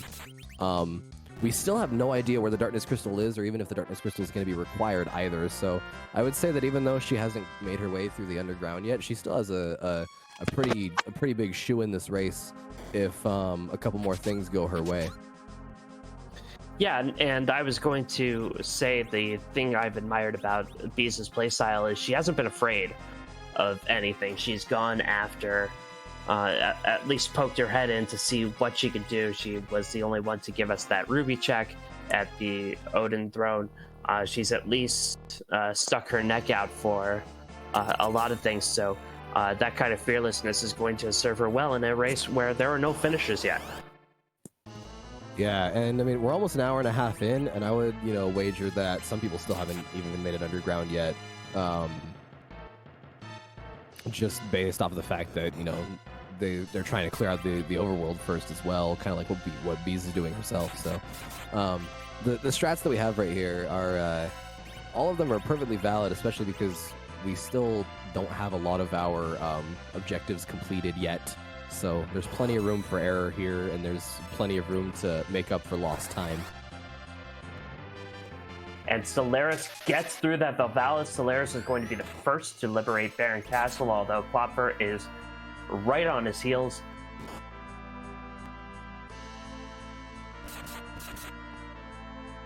We got Bees making her way to the Twin Harp to get herself the Earth Crystal, as well as give us a second round of music. Don't think I don't think there were any required fights in the Earth Crystal. I'm pretty sure it was just a couple of Mook fights, basically. Mega Sisters and Water Hag, yeah. That's who it was. It was. Oh yeah, right. It was Vanilla Mega Sisters. Because I remember the Water Hag, but like, it's so weird to have so much vanilla in a seed that's like so incredibly like thematic everywhere else. Solaris got another Quake Kid that he could not accept.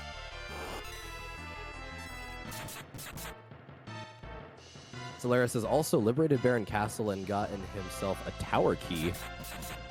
So that's a second objective done on Solaris' side. He's pulling a little bit further ahead, getting himself both his objectives done and possibly being able to get yet another one done with that tower key pickup. Can find out who is in the control room of the Tower of Babel. And Klopfer also takes care of that. Valvalis will be getting his tower key and turning down that Palom in short order. Doesn't even open the menu, can't have him in the party. Nope, the game doesn't give you a choice. I know for some of us it's big fun to reject people who just want to be near us, but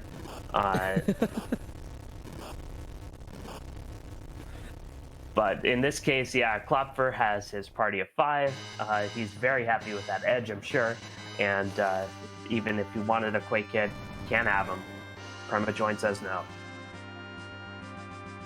Polaris is going into that Odin spot for the Rubicante fight here. We're going to find out what item we get from this fight should he be successful in his endeavor here.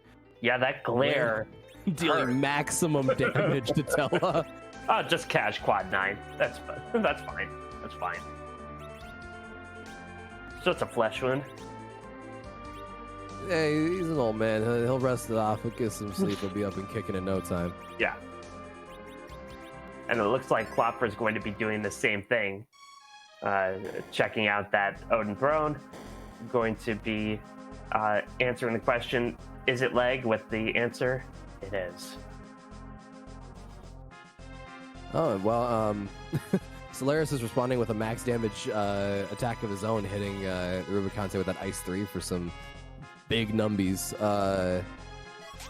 Rubicante, though, still dealing over 9,000 damage with that glare pretty much consistently. I mean, I don't know about you, Evelyn. I've certainly been reduced to a puddle by somebody just looking at me. I suppose in some aspect a lot of us have. He's giving us that Final Fantasy VI boss music. Hope you like. I hope you like that music, because it's time for round 2 of that music. And oof, big setback on the part of Solaris, trying to time that Ice 3 for Rubicante to open his cloak back up, and just barely mistimes it. Rubicante opening his cloak back up seconds after getting hit by that big damage on the Ice 3 there. Going for the Quakes is definitely the safer option. It does take up more MP, but the cast time is instant, and it goes under his cloak, so he can't absorb the damage because it's not elemental. Yeah, and you have to wonder if Solaris is counting the damage here, thinking that he's just about at it, just needs to hold on for a couple more casts. Those blink casts coming up are probably going to keep him alive for quite a bit here. Oh, it looks like Quake actually cost the same amount as a level 3 spell. I thought it was 40 MP, but I think I'm thinking of Titan. Titan is 40 MP. Quake is just 30. Klopfer, meanwhile, wanted nothing to do with that ruby and is heading up the tower. So we're going to find out who our boss is in the control room, as well as who's going to be in Dr. Luge's spot. Yeah, if anybody checked the Dr. Luge boss on the way down, I did not see it. Baron guards in the cannon room. Very nice to see. Quick, easy fight. Missing with the rod is going to prompt a very quick counterattack, but That should be the only move that these guards get off before they're absolutely massacred by the high physical damage of a Dragon Whip Rydia and a double Murasame Edge. Solaris makes it through, and just a defense sword in the basement. That's a big oof. Cool sword. It's a really cool sword. It belongs in a museum. Or in the stomach of something after Edge darts it. That will be the only thing it'll be useful for. Although there are quite a few bosses left that that particular dart could be useful for, including, if Chad is to be believed, which I have no reason to doubt them, Golbez at that Luge spot.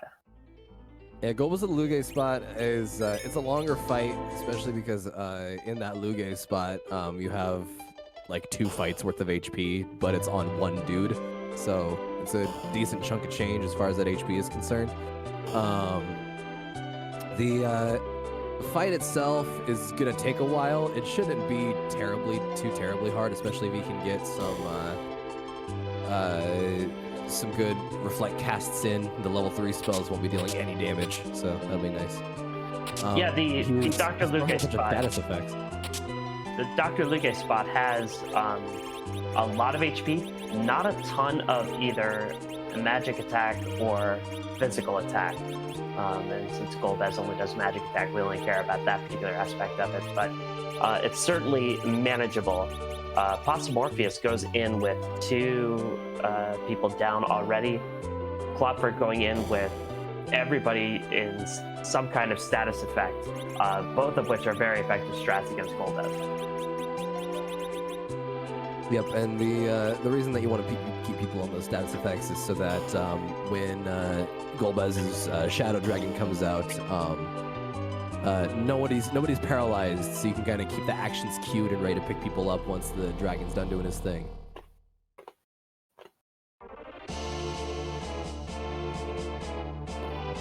Looks like we're gonna get a little bit of a taste of that right now. Tele drops, and that's okay. Rydia drops, and that's probably okay. Edge dropping is not okay. I certainly would not be comfortable in that situation, but Klopfer is a very good runner, knows how to backup plan for this. He's meanwhile heading up the Tower of Zot. Solaris heading in for our 3rd round of music. Thank you, Solaris, for the triple take on the Final Fantasy VI boss music, because it's some of the best in this series, if I do say so myself.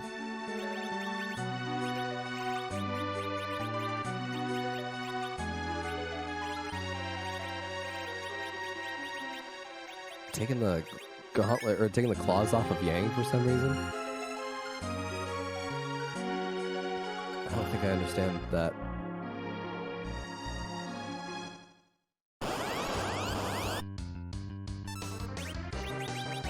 Yeah, I'm not sure. The claws are not metallic, but taking them off doesn't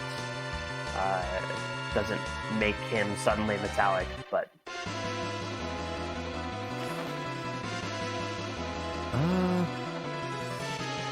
maybe it wasn't for the metallic. Does anyone know if Yang might only get 1 attack if he only has 1 claw equipped? I don't know if that's how that works. Morpheus gets through that Golbez on the top of tower, did a keyless tower check, and just gets a crystal. A crystal something. Crystal Might have been the shield. crystal. It was a crystal shield. So keyless tower is a bust. And I'm going to conveniently forget this for the next time that I advocate doing keyless tower. Yeah, keyless tower, I don't know if it was the way to go on this one. It was nice for the boss check. And the key, it's nice for the key item check as well, but it also doesn't particularly, get, with the value of a crystal shield and no opportunity to check the rest of the tower, it feels like it wasn't that worth it.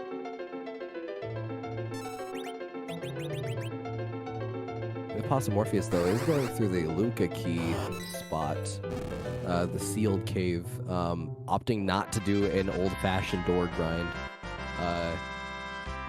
Doesn't have the key items to facilitate the bonus XP, so I wouldn't go for it either, if we're being honest here. And an easy source of sirens. No reason to do a door grind. Yeah. Klopfer did take care of that gold baz at the top of the tower. Klopfer is going to have an extra check at the bottom of the tower because he has the tower key that he took care of on the way up. And then he never has to go to tower again, which is nice because double dipping tower sounds like the worst thing ever. And if the key item that he gets ends up being a darkness crystal that gets him access to more bosses, then it could be a required tower key. Could be. Yeah, the only good thing about going up tower twice is the music. Yeah.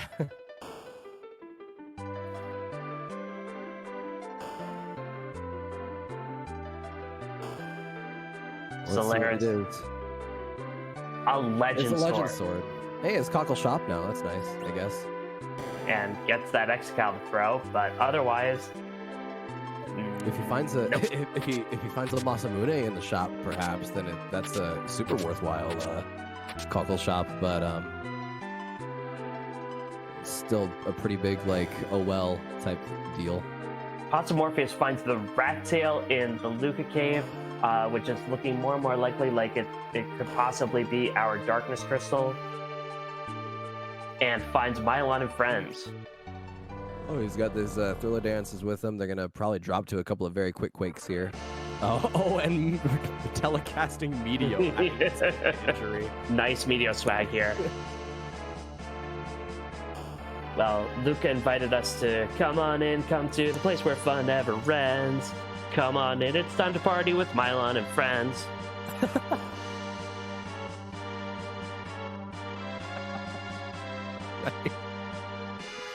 I haven't heard that one. That's really good. That rat tail could be moon access. Those Fey March bosses could be that moon access.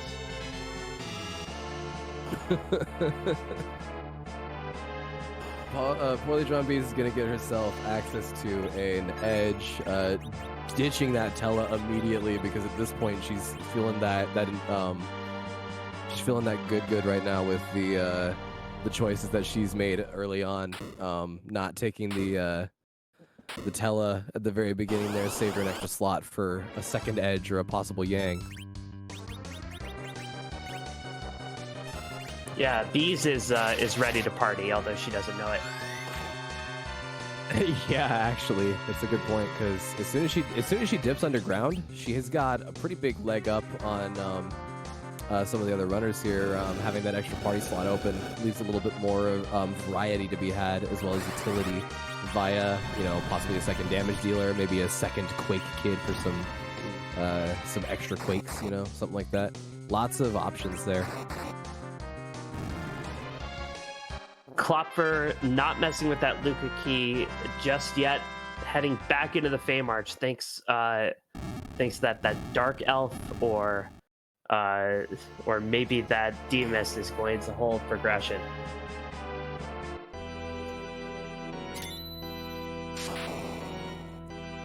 Yes, and Theo. That was a rat tail in the sealed cave. Followed by a Mylon and Thriller gang fight that gave us Scala Kitty's newly acquired clip.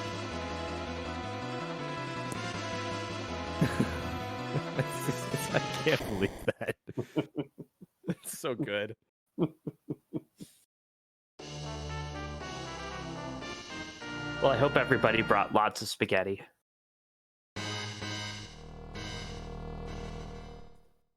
I don't understand, but I'm going to guess that it has something to do with the song. Oh, I could sing the entire thing, but I really don't want to get sued by the Jim Davis Corporation. Also, it would be really hard to try to find a way to mesh it in with Final Fantasy lyrics, huh?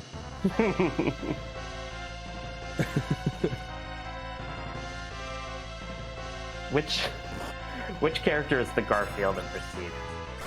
Which character is the Garfield of this seed? That's a tough one. I'm tempted to say Yang because he's the only one that's predominantly orange.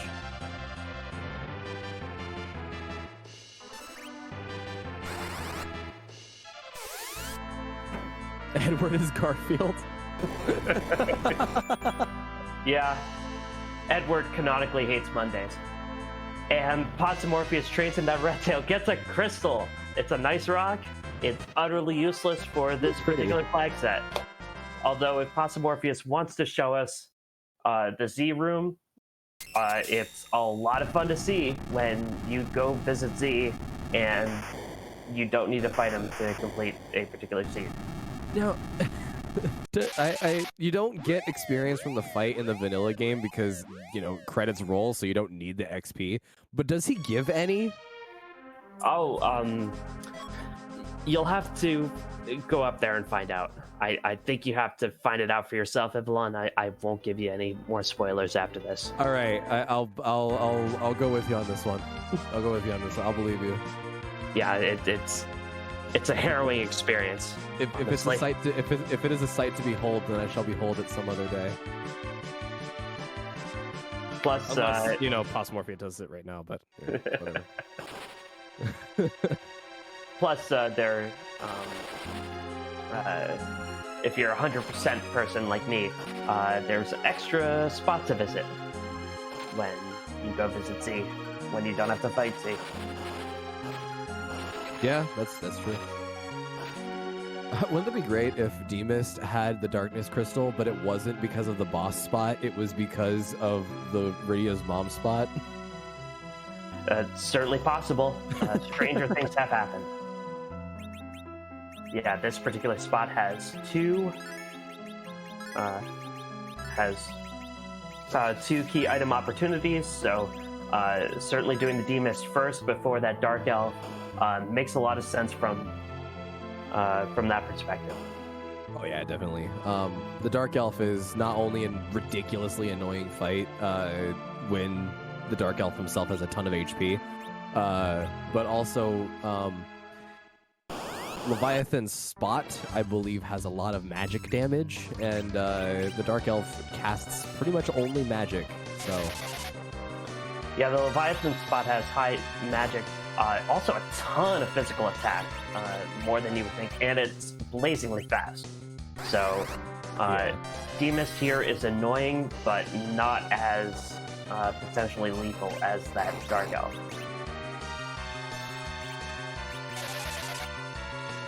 We do have two runners doing this D-Mist fight. Looks like Potsymorpheus might be joining them in just a second here, unless he checked and said nope. Oh, no, he's doing it. Yeah, he's doing it. I guess when he said nope, it was going back to the safety save. Yep. 3 D-Mists on screen. We're going to have blinks up on everybody, most likely. And Clotfur, the first to get through that D-Mist. He got through that with pretty quickly as well. I mean, the Quakes certainly help, and having an edge with double Murasame helps as well.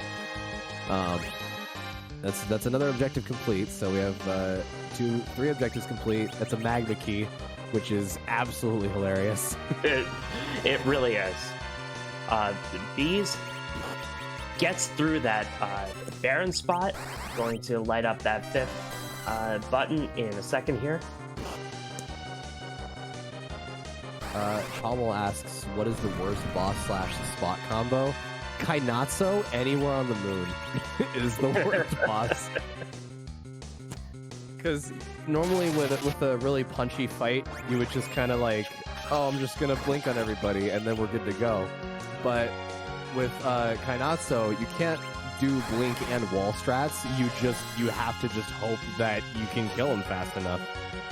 And usually because the boss spots are super fast, it's a rough one. Oh yeah, Kainatsu and Elements is stupid too. Yeah, there are a lot of really challenging boss spots and boss locations.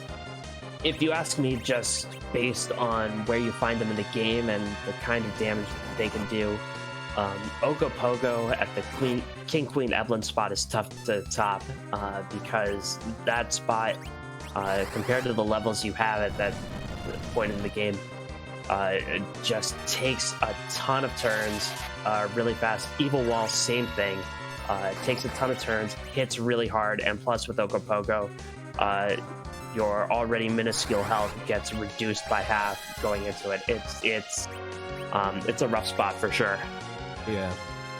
Also, a really bad boss spot is Zeromus in the spot he's normally in because he's the hardest fight in the game.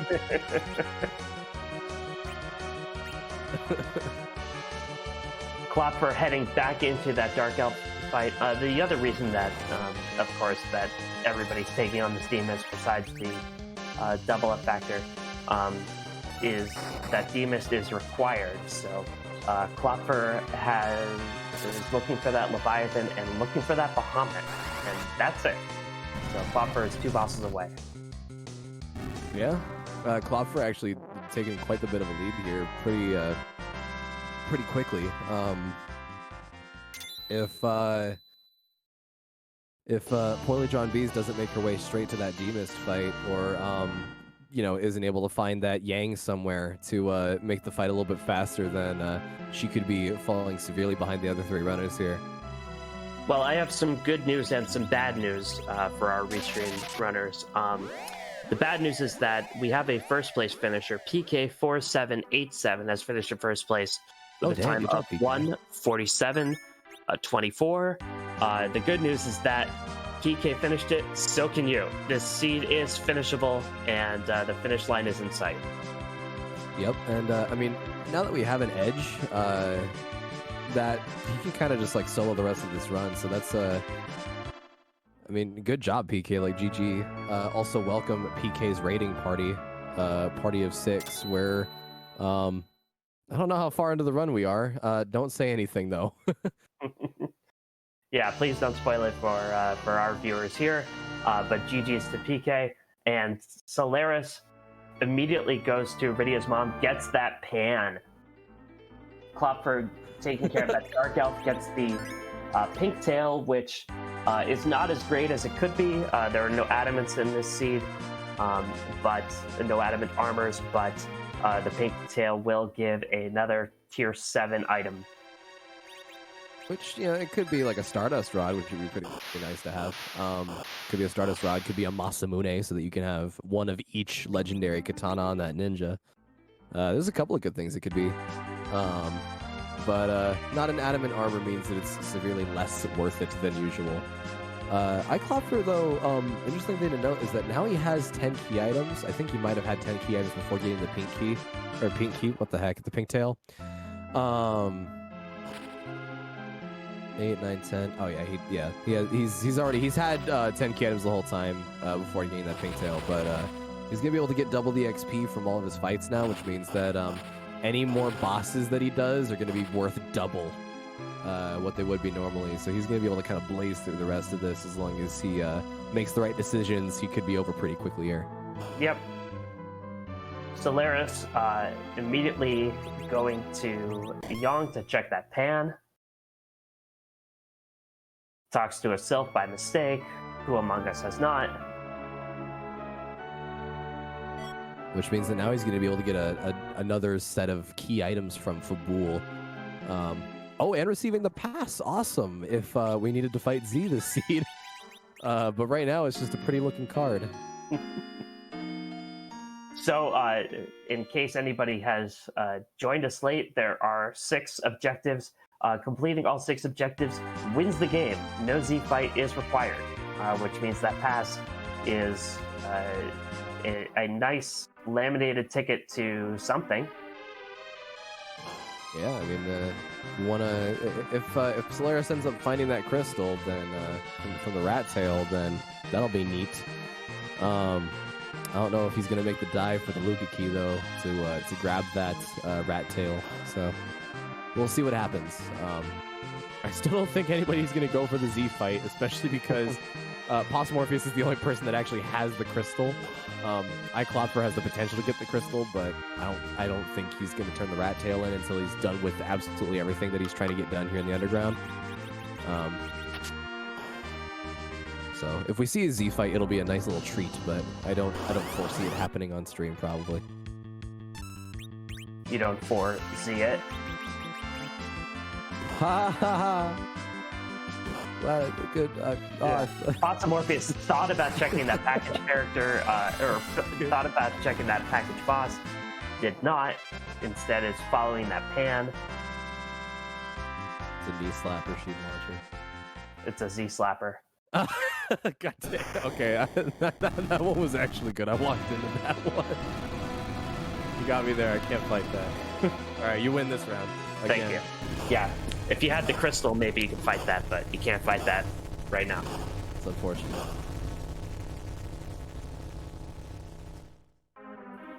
And Solaris going to be wasting time with this tower key check, which we know leads to a nice sword for somebody not appearing in the seed. Morpheus is going to check this pan, going to be the first to check that. Klopfer getting out of Luca Cave with that rat tail. Will be interesting to see what he checks first. Let's see what Morpheus gets from this pan. The sand ruby. That's from Sheila 1, we knew that. Yeah, and that darkness crystal. Oh, there's a darkness crystal. Okay, I see. I think I get an idea. I think I got the idea now, game. I think you've cued me into what's going on here. Poorly drawn bees. I'm sorry. Poorly drawn bees takes care of that leg in the barren basement. Gets the defense sword. A hard fought fight. The bees has really been hacking at it, doing well. Just hasn't been making the right checks so far, but Beast has really been showing something here. Yeah, she really got caught up in that early game. Stuck with the level 1 Rydia for a long time because couldn't get any of those fights to drop. I feel like once she defeated Blagan at that spot, then she was able to kind of get going a little bit, but before that, when she was still checking around the overworld and stuff like that, I feel like that's what really set her back, was not going straight for the EXP to help the solo Rydia get a little bit more ahead. She's making her way underground, though, and she's going to blaze through that underground, you best believe, because she's got some very good party members right now. Yeah, she's got the levels, and the D-Lunars won't know what hit them. Because it's a ninja.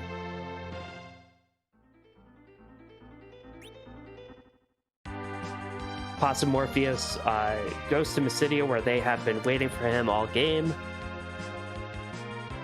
and raises that big whale. Right. I see. Klopfer was waiting to turn the pink tail in to get the crystal from the rat tail. Or, wow. You know what I mean. The pink tail is a Masamune. Hey, what did I say? What did I say? One of each. Edge said, I want 2 of these and 1 of these. Matsumune a little bit better than a Murasame, but certainly Klopfer wanted a little bit more out of that rat tail. Possum never did Baron? Really? Oh yeah, I guess it's not on the tracker, huh? The item that was in the Baron Inn was the Earth Crystal. No, it wasn't the Earth Crystal, because that was in the Twin Harp.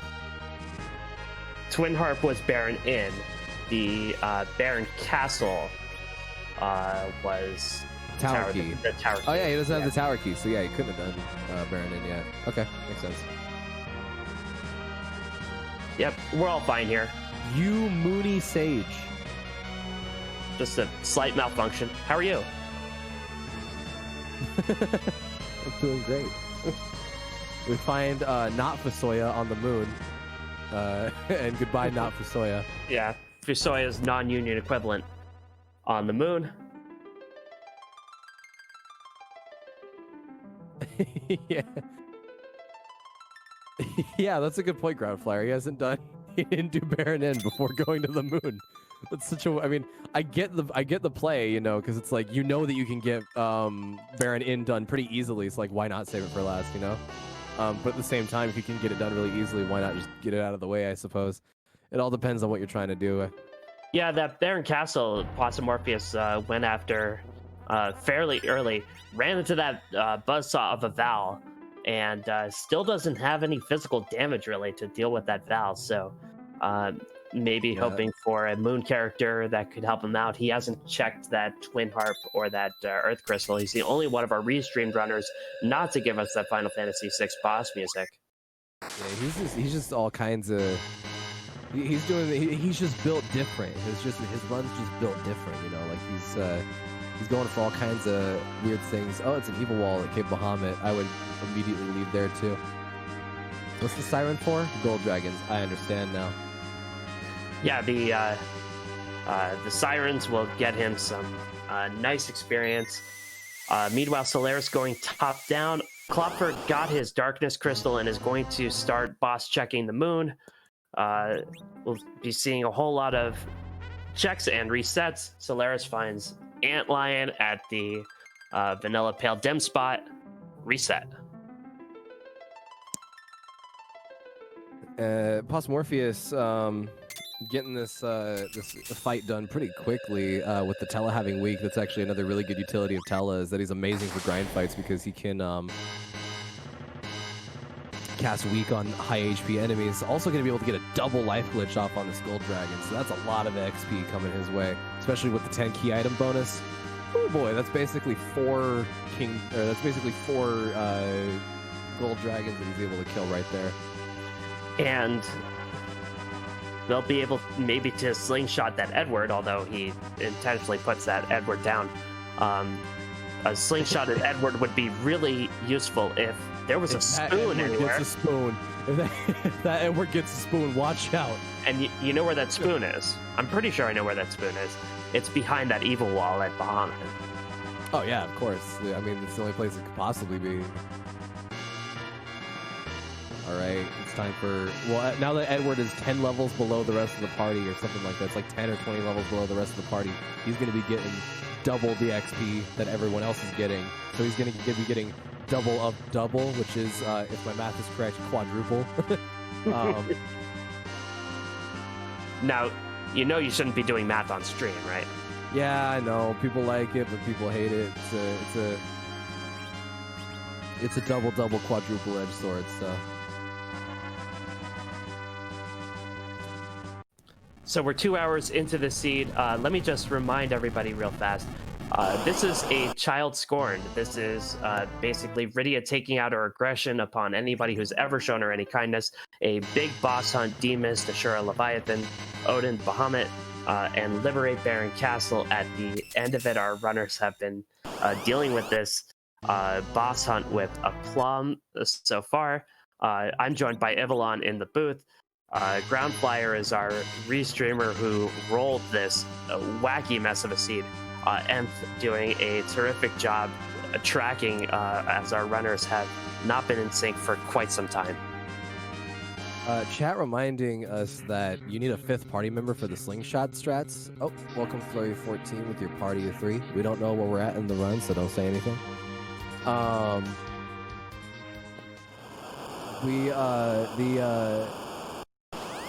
The slingshot strats don't work unless you have a 5th party member, and he doesn't have a 5th party member, so sorry Edward, but you're gonna need to be taking a little bit more of a nap there until we find that edge or yang somewhere on Morpheus' side of things. And that Flurry 14 raid brought to you by the fact that Flurry 14 finished its second in the race with a time of 1:57.09. Finishing in third, Microchords with a time of 1:57.27. GG. And we still have, I think, 15 more runners where that came from, 15 or 16. We had a group of 19 racers going into this. Only 3 of them are finished, so there's still a lot of people that are looking for that top 5 spots, including our 4 restreamers here. Yes, and our restream runners would certainly like to finish first on stream and get to talk with the illustrious Evelyn. Illustrious is, well, actually, I mean, I've had words used. I like that, illustrious. I like it. you were the sheep launcher. There you go. Because I can't think of a better adjective. Illustrious. I fling mutton. That's what I do. And a dependable and reliable job that is.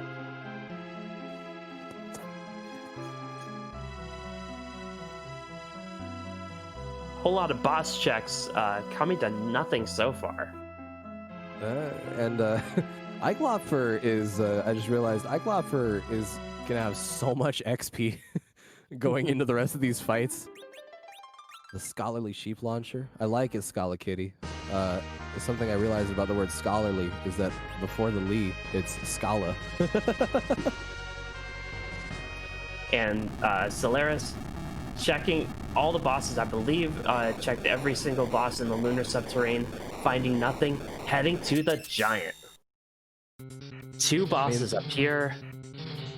The Giant is certainly a play. I think it's a play that's very worthwhile as well, because it's 2 boss checks and another party member. And right now, boss checks are pretty much the only thing that our runners are going to be trying to look for right now. Yeah, Solaris is not looking for a party member at all. Just needs 2 bosses, needs Leviathan, needs Bahamut. There are no other places left to check unless you're looking at that package boss, which, Ivalon, let's cross our fingers. Let's hope that package boss is one of our required bosses. It happens every time. There's always something that you don't think of until last second, but the commentators, they thought of it first because it's so mean. But yeah, there are 2 boss checks up here. The Element spot, highest HP of any boss spot in the game besides C, and the CPU spot in the back. Solaris knows that it has to know, I'm sure, at least one of the bosses that he's looking for is up here. We don't have a lot of free bosses left either, if there is any anymore. Oh, Bahamut's the first one that we find, so that's going to be a lot of hit points, but thankfully this fight isn't really all too terrible because it's just Bahamut. If it was Wyvern, it'd be a little bit worse, but... Yeah, Bahamut will count down and then do Mega Nuke. Has a couple of Wallcasters in the party, maybe has a couple of Starveils left. Looks like he's only got 1 Wallcaster because Porm doesn't have the levels to cast Wall just yet. Well, that's a bummer. Opting to not give Rydia her own little wall there, and the rest of the party is going to get absolutely domed by this Mega Nuke. Rydia will have to see the revenge upon Bahamut from the ground.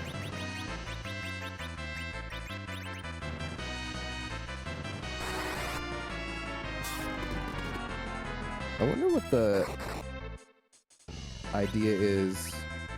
I wonder what the strat is right now on Solaris' side, because he could totally have casted Wall with the Tella.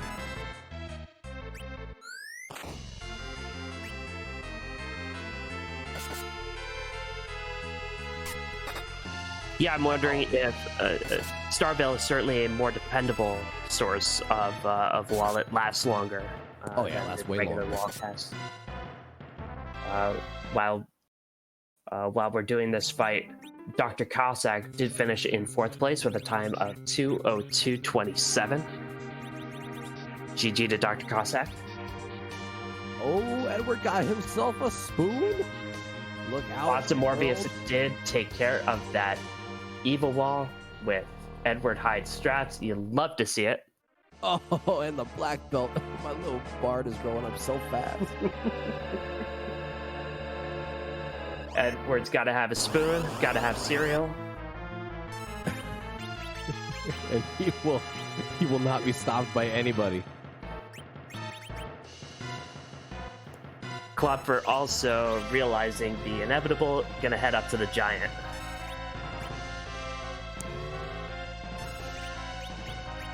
Alright, well, Klopfer definitely has the stats to do this. I mean, hey, he's probably gonna get, he's probably gonna have an incredibly fast Bahamut fight. Even though Bahamut has so many hit points, he's just got the levels from those King Gryus. Bees, meanwhile, takes that Yang in Dwarf Castle, fills out her party.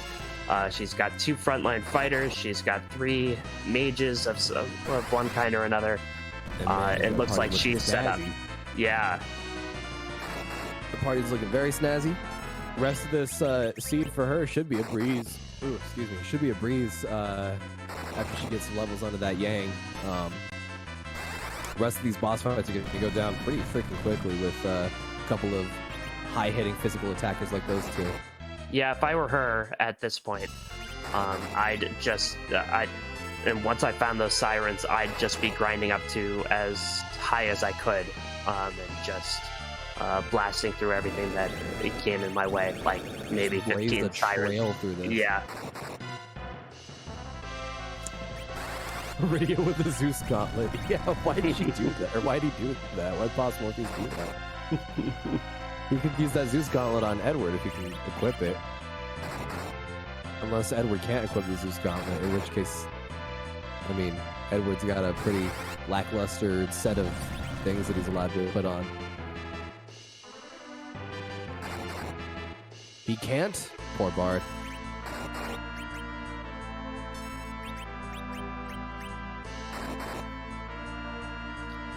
Yeah, Edward can only sing to the gods. He cannot equip equipment named after the gods. Man. Sounds like Edward's terrible at Hades.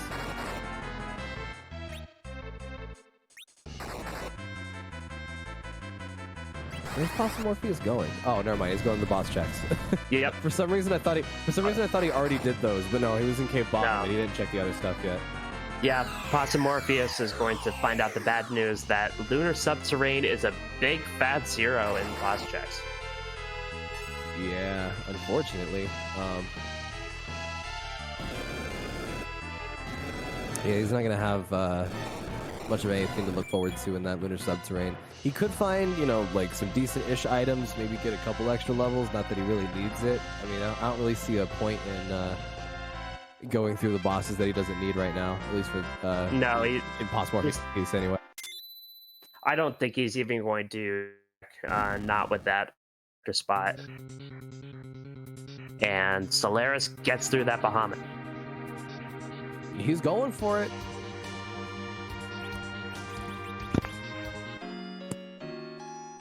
We already know where all the other key items are, because, I mean, Iklopfer has all but the spoon, and the spoon is an evil wall, so Boss Morpheus isn't going to be finding any more key items from these fights. He's just going to be getting some good pieces of gear.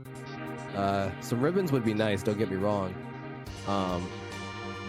But I would definitely be making my way to the other boss spots as quickly as possible in that situation. Yeah, and that's the benefit of being up here in the booth, that we know where all the boss spots are. And Leviathan at CPU spot, so wow. Solaris just has to get through this. Yeah, he's almost done, actually. That's his last fight. Yep. Once this is over, Solaris gets the GGs.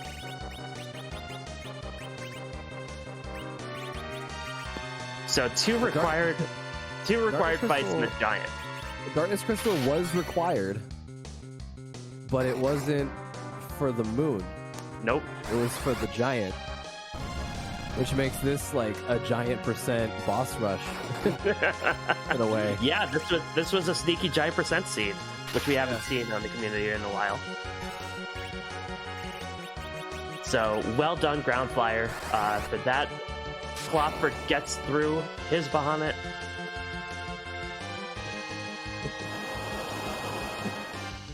Ground Flyer laughing maniacally in chat right now. Whirly John Bees is going to be cracking open some eggs here. That's going to put her party leagues ahead of where they once were. Yang being on the ground is A-okay because he can just as easily make those levels up in the moment when he gets picked back up. A casual 8,700 lit 3 on Solaris' side. No big deal. No big deal. Oh, that's going to wipe his party, except for... Oh, never mind. Tell I had more HP than I had... Oh, never mind. He actually had less HP than I thought. I thought he was going to take more from that, but oh, doesn't matter. He got Ice Dude anyway. Ooh, this spot has really high magic, and it's quicker than you think. Yeah. CPU is comprised of 3 units, and the agility stat on the spot that they are replaced by is absolutely ludicrous. So that means Klopfer in the driver's seat. We're going to try and take care of it. This spot, the HP here is what, 80-some thousand, something like that. So a lot of HP to chew through. If I'm not mistaken, it's a little bit less than the elements, but it's very close to the same. The elements fight is like 100k or something stupid like that. Yeah, elements is 6 figures. Yeah. Leviathan CPU spawn is very close though. Let me tell you, it seems like a lot more HP when you're fighting more than one enemy. CPU's around 24k? Really? That low?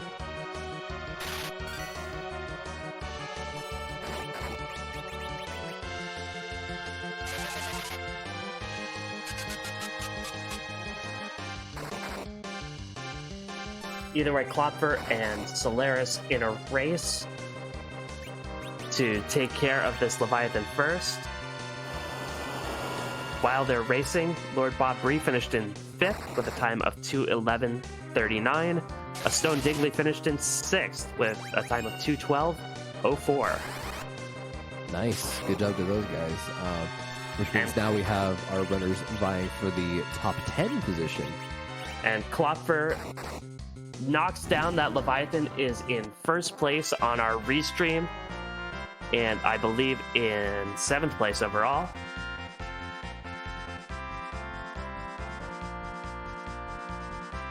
It's a very good place to be. Finishing in the Solaris finishes right behind a Snipe. So the official times, I'm looking them up. Klopfer in 7th with a time of 2:14:11. Solaris in 8th with 2:14:11. It was a half second different.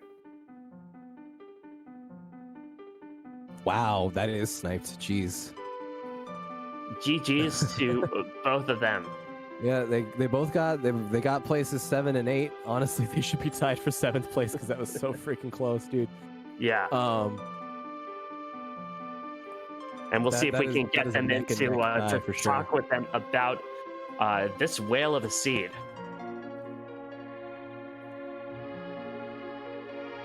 Should we get Klopfer in here first? I believe we're gonna get them both in whenever they come in. All right, sounds good. I'm good for some tag team double trouble from the 2 finishers.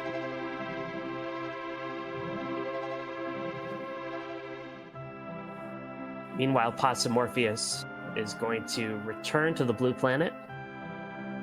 Probably might still have a little bit to go here because he still hasn't even found some of the key items that the other 2 runners had before they won. So it might be a little bit before he gets in a position to win, as opposed to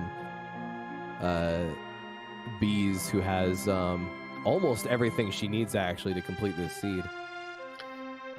All Possumorpheus needs to do is liberate Baron Castle and head to the Giant. I believe he's going to Baron Castle right now. Yeah, and that would definitely be the play that I would go with right now. Just because, you know, in Possumorpheus' situation, he doesn't know where the rest of the key items are at, because he's missing a few of them, and maybe those lead to some bosses that we need to fight. So I would definitely make this dive. And we are joined by Solaris in the chat. Solaris finished in officially 8th place, but I think it's a tie for 7th. Solaris, GG. Thank you. So that was sure some seed. A hard-hitting question to start off with. Tell me about what you thought about going through that. I was not emotionally, physically, or spiritually ready for that seed from start to finish. Yeah, this one was a ride. So what was the rudest part of it for you? I think it wasn't so much one particular thing. It was was like a few roadblocks in a row. It was Mount Ordeals not really being doable without Palom because my team didn't have hit points. It was Wyvern blocking DKC, which was very doable. I just wasn't exactly sure. My agility wasn't correct or something initially. And then it was Val being on the Baron throne without any physical fighters. And then it was taking forever to get Quake on Palom, which I'm not entirely sure I needed, but I just wanted to get through those dolls quickly. Like once I was underground, I felt like it was a lot easier. Sirens were found. Everything kind of progressed pretty naturally from there. Yeah. Go ahead, Evelyn. I was just going to say, something that you did super early on, I'm talking like at the very start of the seed, was you reset after finding Edward on Mount Hobbs. Boy, do we wish it was an Edge instead of an Edward. But after resetting, you reset to the start of the game, and you picked Tella back up. You originally didn't have him in the party. You ditched him at first, but then you came back and got him after finding out that Edward was on Hobbs. Was that a intentional play, or did you mean to take Tella on the first go-around? Well, no, I reset twice. When I started, I initially ditched Tella, and I was thinking about it. I was like, well, I'm probably not going to survive with 30 hit points on Rydia at really any location. I didn't really want him, but I was like, well, I guess I'm kind of stuck with him. Plus, he may be... I don't know. I initially didn't want him, and then I was like, well, I actually better just take Tella, so I reset before I was out of the initial cutscene. Once I saw Edward, that was just routing from Damsian. I went all the way. I got Cockatrice, I think, as my summon, but I went in anyways to see the items and who the character was, and I just reset out of it. And we are joined up here by Klopfer as well. Klopfer finished officially in 7th place. We're going to call it a tie for 7th because it was so close. Klopfer, GG's. Tell us your thoughts about that Rude seed. Oh yeah, the start to that seed was definitely rough. I wasn't too sure where to go, so I kept going back to visit my friend Wyvern to see if he had any hints for me. Fortunately, he must have been in a bad mood today, and he just kept mega nuking my face. Also running into agility problems there. I'm sure there was some way I could have anchored properly. Played with battle speed, but I just couldn't figure it out, so I gave up on that location. So not being able to get that Palom really made things tricky.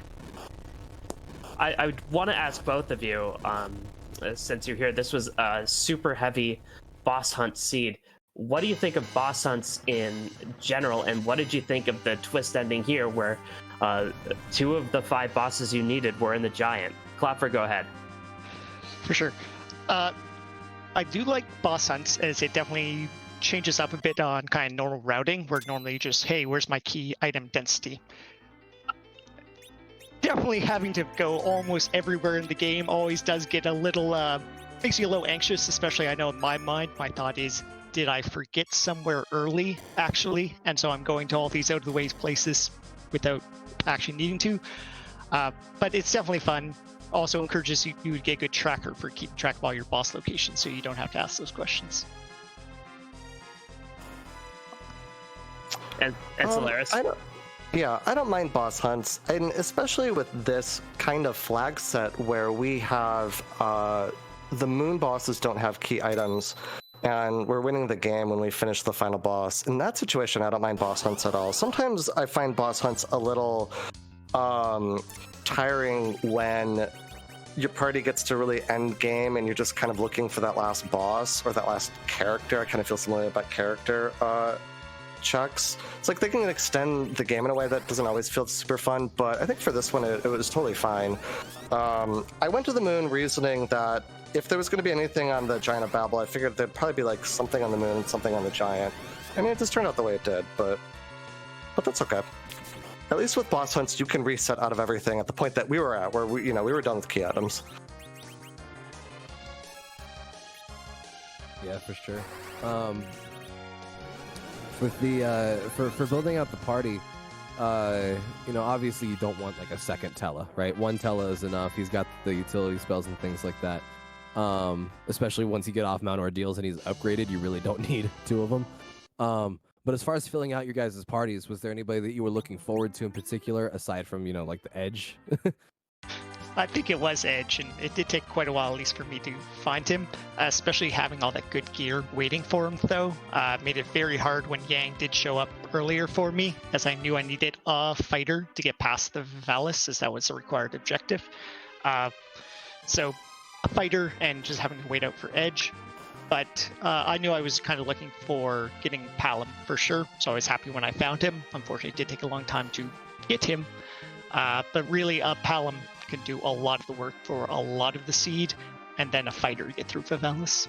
And the early Tello is actually great, because you know how to get him powered up quickly, and he can pull you through for a good chunk of the early seed.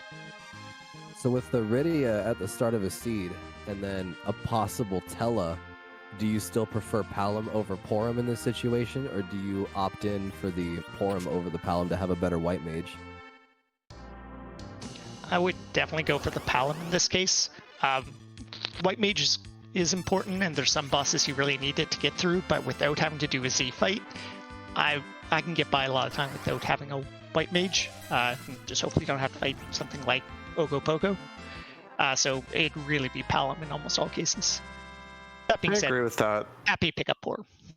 Yeah, especially with so much. There were illusions and Bacchus wines available. Like, if there were Cure 3 somewhere, that's basically a white mage if you have enough money. And for me, if it wasn't going to be, it was just a fighter. Just a fighter was really necessary. I didn't want to have to go hunt down like, a heroine robe and maybe a better bow, but I'm happy with more Paloms. I'll take 2, I'll take 3. But the party, the way it worked out was just fine. Well, GG's to both of you. I know it felt rough, but you both handled the myriad challenges that Seed 3 your way with aplomb. I do want to say that the idea for this flag set was given by J Brun TR, and this particular seed was rolled by Ground Flyer, so I'll give each of you the opportunity to say whatever you want to those 2 people. Definitely thanks for the idea. I thought it was good, fun idea of the seed. I like the story behind it. The actual role was interesting, and we'll just leave it at that. My emotions just went everywhere this seed. It is fun to do such skill testing things. So many in a row is kind of like, oh my god. But, I still like the idea. I had a good time, so it's all good on my end. Well, you are both consummate diplomats and even better runners. GG to Klopfer and Solaris, tied for 7th virtually on this particular seed. GG's, gentlemen. GG's. GG's. Thanks for having us. Take care, boys. Thanks for holding the race. It's been a lot of fun, and thanks to everyone also behind the scenes running all the tracker and all the restreams. Absolutely. Thank you to the Restream team, and until next time, bye.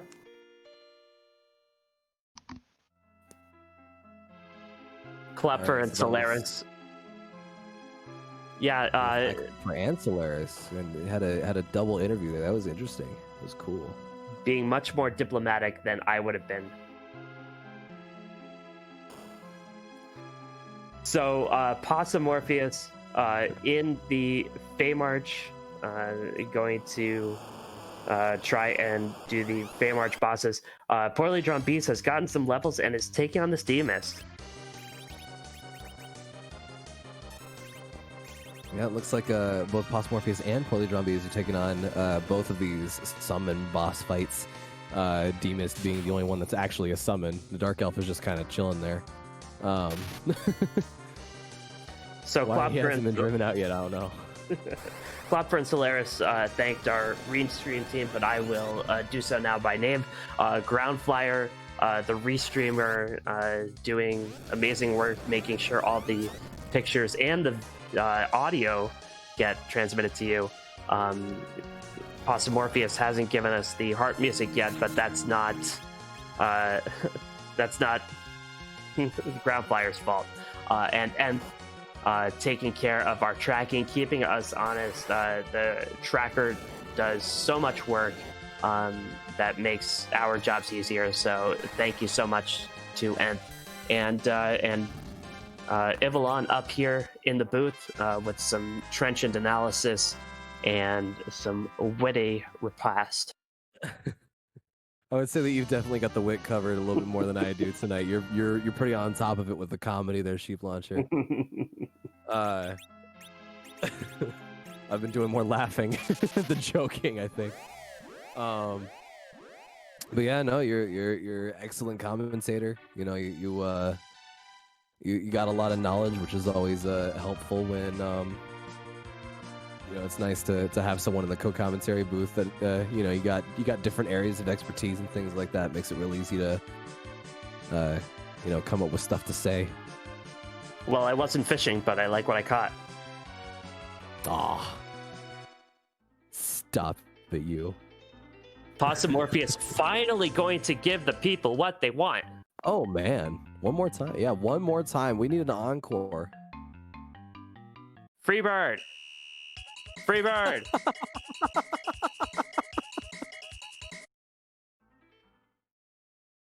Oh, man. Bees gets through that D-miss. Well done Nice. to Bees. Bees getting a third, getting her third objective done, and it looks like she might be able to get, she's gonna get that magma key, and then she's gonna go check not the Rydia's mom. She's gonna go check Rydia's mom. I wonder. That would be the only logical thing that I would do. I think. You know, I think she wants to take care of that Dark Elf so she never has to come down here again. Yeah, She's that's a gonna fair heal point. up.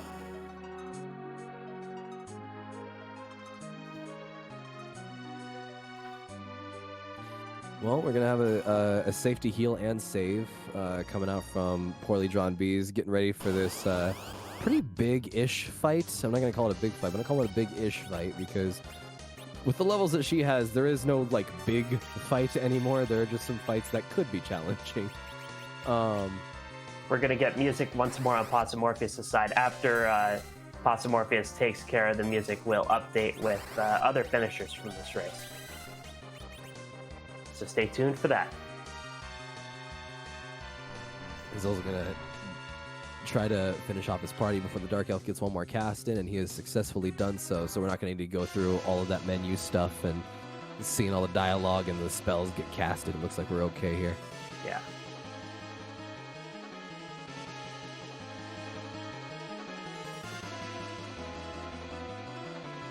He's ready to face Welk. I mean, Officer Soldier. Who's ready to face Magitech Soldier? There's no Officer Soldier fights in that game aside from the Magitech guys that get the boss. They get the boss music anyways, you know. Yeah. He's ready to face Vargas. Ah, yeah, Vargas. Hate that fight. So Well, annoying. in Brave New World anyway. It's more annoying in Brave New World. In the vanilla game, it's almost like a cakewalk now after playing through the ROM hack.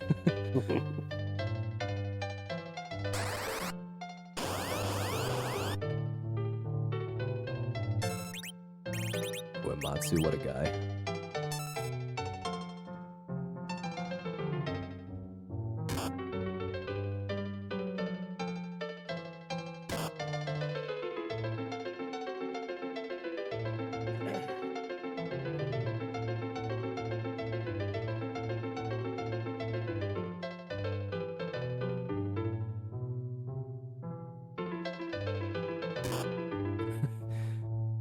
Weird thing about the Vargas fight, the English translation for the bears are Ipus. I don't know why they're called Ipus. That's interesting. It's like I and then like Pooh, like Winnie the Pooh. Is Possum Morpheus going for Meteor Swag here? Maybe. Looks like it. There it is. Yeah, he's leaving that kid casting. That kid's getting it off. Let's go. All quad nines all around. Well done on that. While we were kibitzing, Pixel Tamer finished in 9th with a time of 2:23.13. Roger McBain finished in 10th, if that is his real name, with 2:25.39.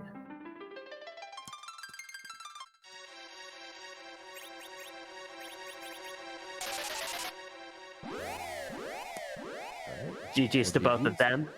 Yeah.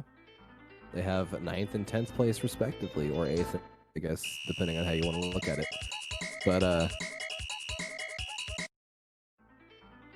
yeah, it's still 9th and 10th, because Yeah. T7 means 1 is 7, 1's 8, and those kinds of things. Bees, meanwhile, made it through that Dark Elf, made it through that Me Change.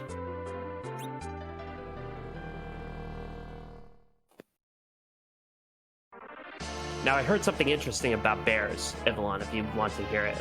yeah, go ahead. So, apparently, in a lot of languages, there's no direct translation for bears. Like, the word Bruin comes from a word meaning the brown thing. And apparently, the reason for that is because in certain cultures, if you spoke the name of the bear, it would appear. So they just refer to it by that brown thing to keep them from coming close. Oh man, bears used to be like straight up cryptids then. Yes. Because like how you're not supposed to say like Wendigo, you know? Or Yeah. else it'll appear or something like Yeah. that. But it's like, but that's just how every bear is. Pretty much. Yeah. that's crazy. Yeah. Bears are even better than Beetlejuice because you only have to say their name once and they show up. Yeah.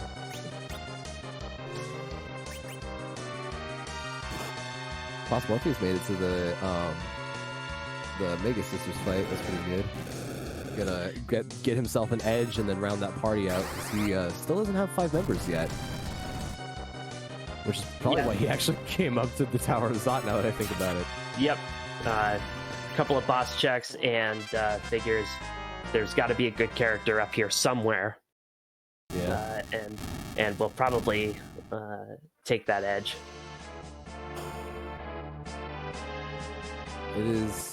I mean, it's definitely that's the play. Like that's the way you do. It's ideal. CPU being Golbez is so funny. I mean, a computer being the big boss that everybody has to fight against. Don't see it. Yeah, there's totally not hundreds of movies and other sources of fiction within media that depict technology as the evil guy.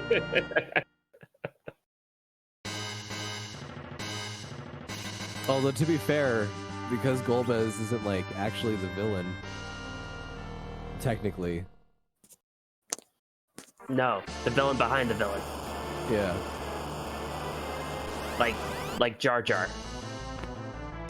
I hate Jar Jar. Are you a Darth Jar Jar subscriber?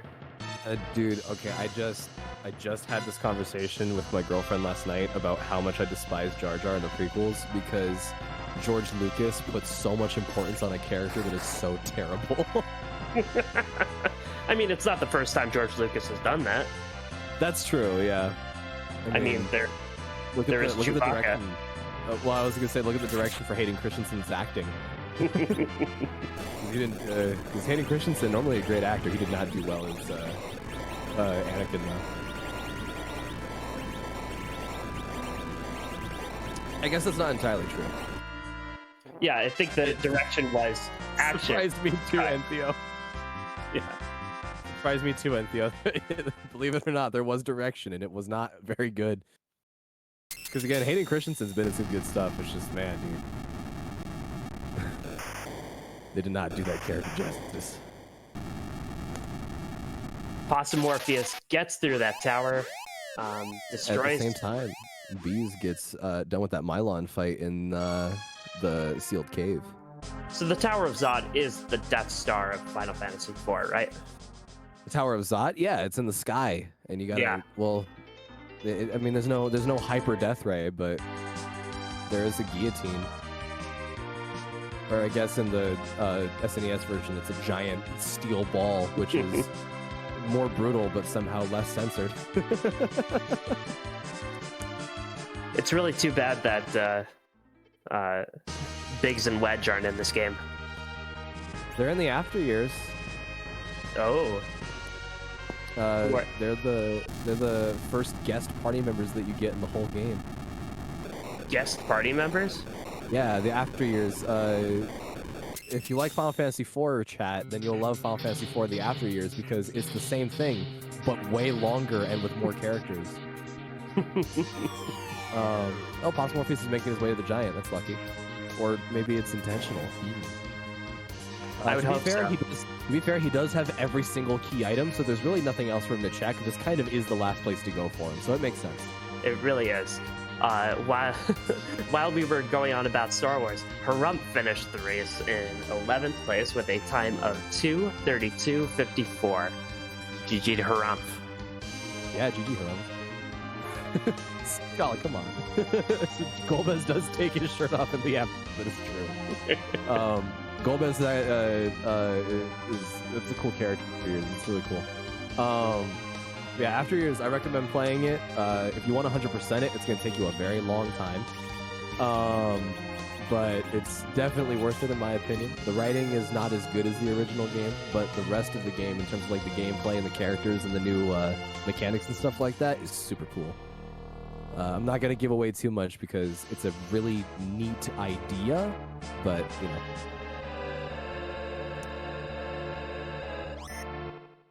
Chloe John B's getting the pan off of Rydia's mom, which means she's probably going to go through the checks for all of the Yang and the Bull stuff, and then find... oh, she's doing the package, too. Must be checking for a boss or something. Yeah, she might be thinking with the slow time, she might as well check the package boss. Maybe everybody got tripped up by a trolley package boss, Evil Wall, destroying the town of Mist, which is always fun. Yeah, the Evil Wall is also on Bahamut. Does that mean that Bahamut destroys the village in this one because the Evil Wall is the new Bahamut? Alternate timelines are dumb. They really are. Chommel, 120 to 140 hours to 100%. The after years isn't that bad when you compare it to like Dragon Quest IX, which is over a few hundred or 400. Actually, I think it's even longer than that. It's a long time to do Dragon Quest IX. So yeah, when you compare it to that, it's not that bad. But like, for reference, Persona 5 took me like 80 hours, 90 hours probably. After years took me about the same amount of time actually as each film. So it's a long time. Meanwhile, my last game up against us, I took care of that in like 30 seconds. I got killed in electrical. I'm like, well, that's easy. Yeah, because then you just get to do all your tasks while you're dead and no one gets to bother you. It's awesome. Morpheus is clearing out the first fight, which is Bahamut, getting that objective done, and probably needing to back out and do some saving, healing, maybe get a fight or two out of the way. B's getting the bad news that it's Mom Bomb in the Kaipo Inn. She's going to get out and try doing some of her other checks. Although, did she check? I don't think she checked Rydia's mom, did she? Yeah, she did. She got the pan from it. That's why she's going to self-cave right now. Yeah, she's going to self-cave right now. That's why she checked it. Chommel, I'm not even ashamed to admit this. The first time I played through the game, I didn't cheat to get the items, but I'm playing through it again a second time, and I 100% cheated to get those tails off the dragons.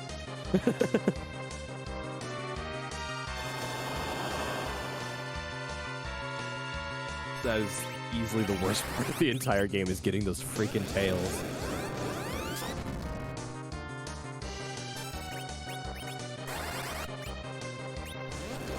Morpheus finds the Leviathan, is going to nuke the heck out of it.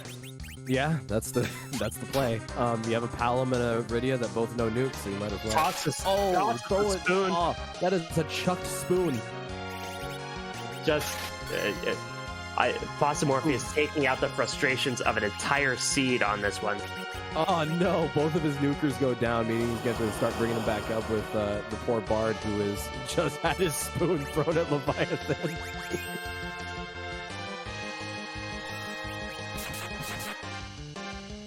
The rest of this fight should actually go down pretty easily, though, because that was a lot of damage that got done up front, and a few more swings with Edge, maybe another nuke or two should be able to do it.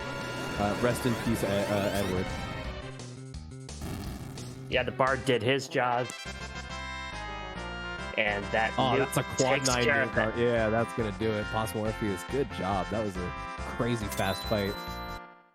And he got some levels that aren't going to matter. Possumorpheus finishes in 12th place, an official time of 2:43 even.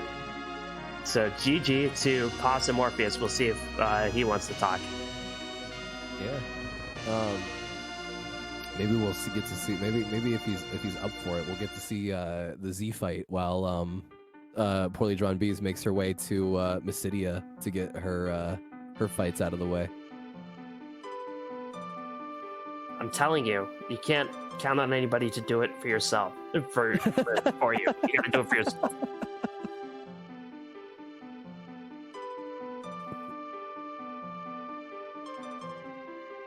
What's she doing? Oh, buying items. Okay. Getting star nails for the upcoming Bahamut fight. I understand now. It all makes sense now.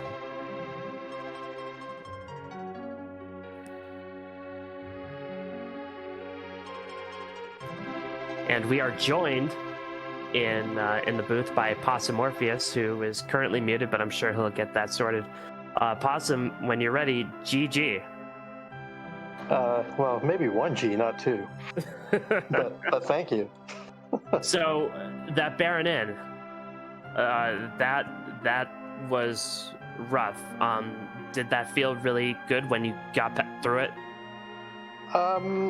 Truth be told, I kind of was using this as science once that situation arose. I wanted to see with that particular party at that point, can I get through this and what do I need to do it? And kind of came down to the conclusion at the end that the way to make it best work would be to find a J item, have Eddie hide, pop out, use that J item, and then just hide from DKC. And that was how I, ended up doing it. I have a kind of a branding thing where I never take Porum unless absolutely necessary. And I was holding out for an edge for 2.5 hours. So,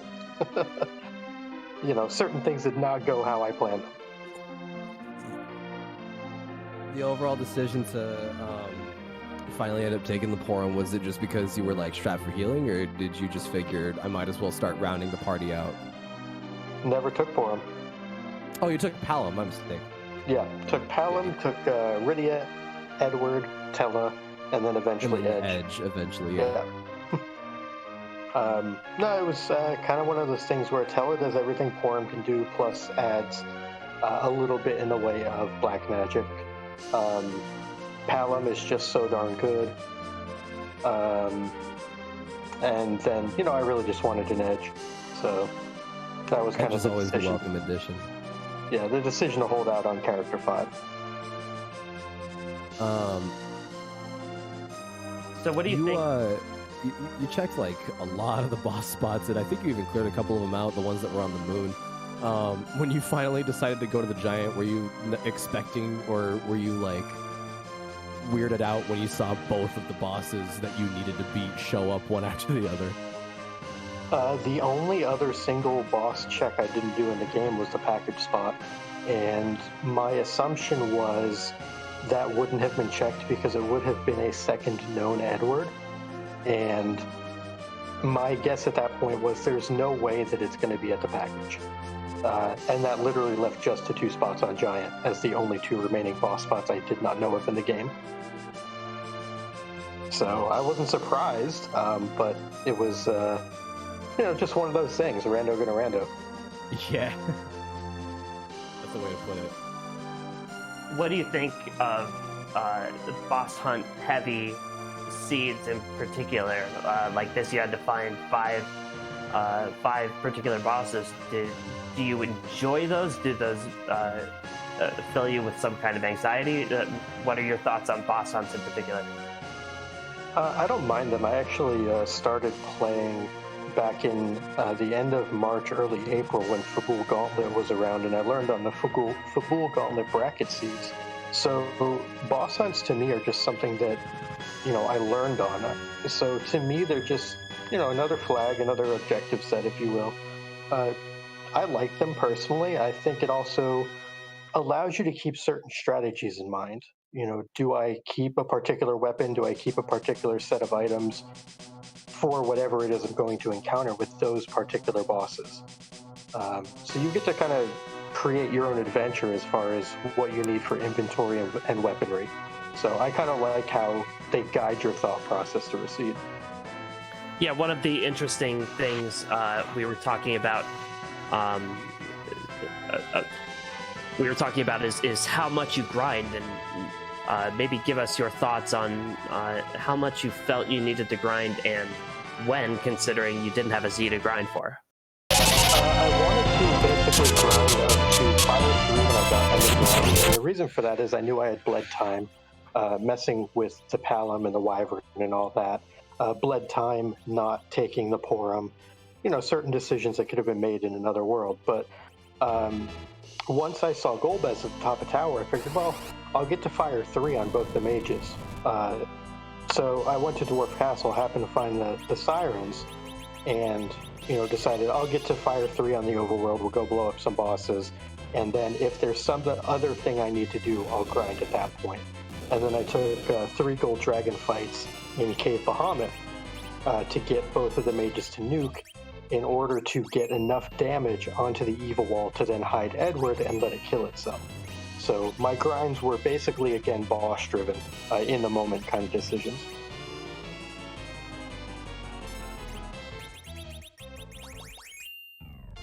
All right. I had it and I lost it. I'll get it back 1 second.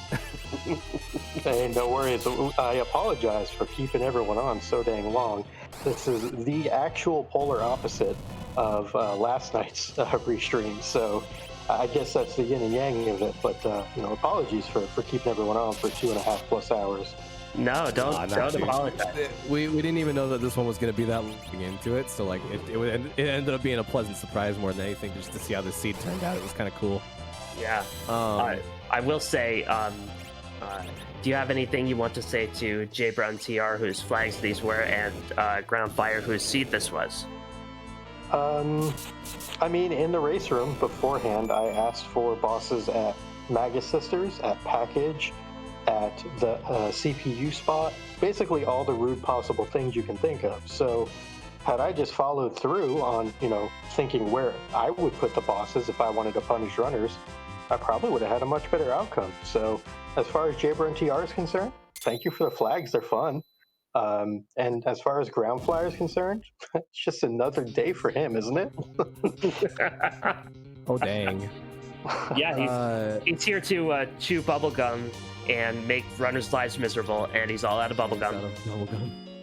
That's the good old Duke Nukem line. The Duke Nukem line comes from a movie called They Live, which is starring Rowdy Rodney Piper, an old WWF wrestler, about people that are actually like hidden aliens or something like that. It's a Duke Nukem references it because he's a man full of 80s quotes, and it's awesome. Today I learned. They Live is a great movie. I definitely recommend it. But I remembered the question I was going to ask. The name of the flag set, this one's called the Child Scorned. It's a super thematic one that ended up having a lot of really cool, like coincidental thematic elements to it. What were what was the like when you were going through the seed? Did you like notice anything where you were like, "Oh, dude, that fits so well"? Because we noticed a couple of things like Dark Knight Cecil and the Baron Inn was an interesting thing. We thought that was cool. I suppose thematically, I am the wrong person to ask because I've never played the vanilla version of this game, so I don't know a lot of the backstory and the lore. So I'm the worst possible person to posit that question to. So, I enjoyed the fights that were out there, but I can't tell you anything, left or right or special about them. Well, believe us, it really thematically fit, and you raced that race really well. So, Pasta Morpheus coming in 12th. Again, GG's, and thanks a lot.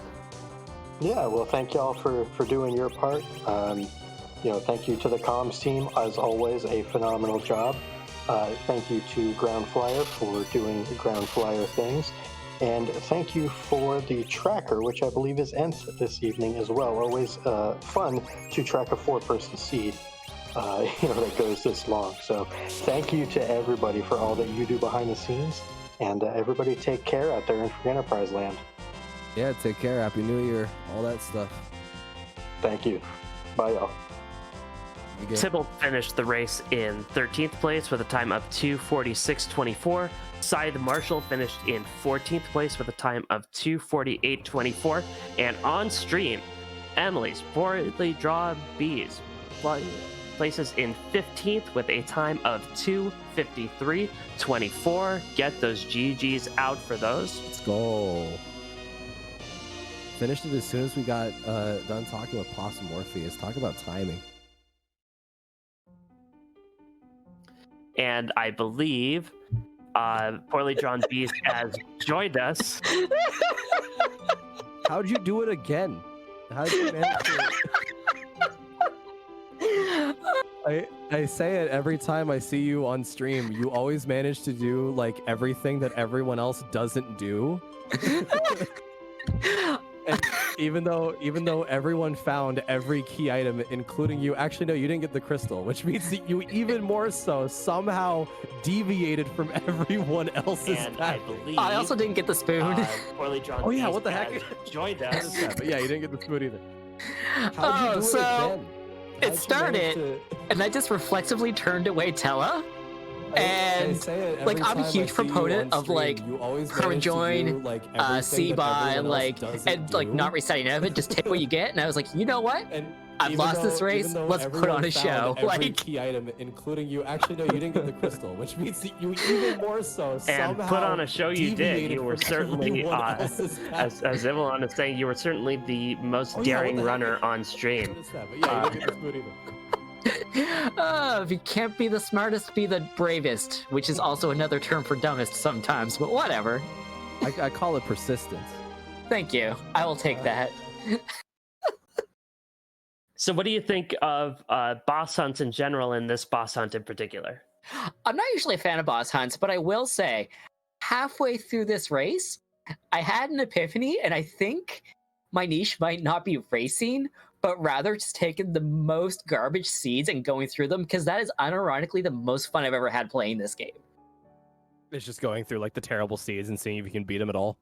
Hey, I have a level 1 Rydia. What can I do? Like, yeah, no, I 100% understand that. So, yeah, anyway, though, I had a lot of fun. I hope I wasn't too dreadful to watch tonight. I'm sure I wasn't, but... Well, I mean, like, I was actually holding out hope for you because you were the only person to not take the Tella on stream. So I was like, yo, what if that pays off? There was a ridiculously small chance that it would have, and I literally would have cried tears of joy. Like, well, because you ended up having Edge and Yang, which was a luxury that no one else in the seed got to have because you got to have either a white mage or a nuker, and you can't give up the Tella. And with the spoon seed on, a lot of people ended up taking Edward anyways. Right. So it's like, so you had like pretty much like the strongest party, I think, with the exception of a spoony bard.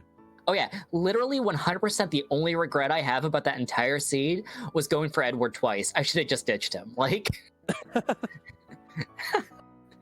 oh gosh, but no, I had a lot of fun tonight, and I hope everyone else did. Well, we certainly did up here. Yeah. All right, well, since I'm holding up the re here, I guess I will say goodnight. Thank you all for hosting me and for having me on the post-stream interview, and I hope you all have a wonderful night. Yeah, you too. Take care and Happy New Year's. You too. Take care. Peace. It's been a pleasure. GG's. Likewise. Cheers. Well, that's it for tonight's stream. I hope you guys enjoyed it. We certainly did. That was a lot of fun. That was a lot of interesting decisions, a lot of good pathing, a lot of weird pathing that ended up being good, and everything in between, I think. It certainly was a lot, yes. We saw just about everything that the randomizer can do to be mean and also to be forgiving. Having an edge and a yang in the seed and almost having them guaranteed based off of the pathing that a lot of these racers took, but then obviously no moon bosses were required, and then there was the whole thing with the giant having the last two things, so it's just like sneaky giant percent, and it's like, yeah, this is a randomizer.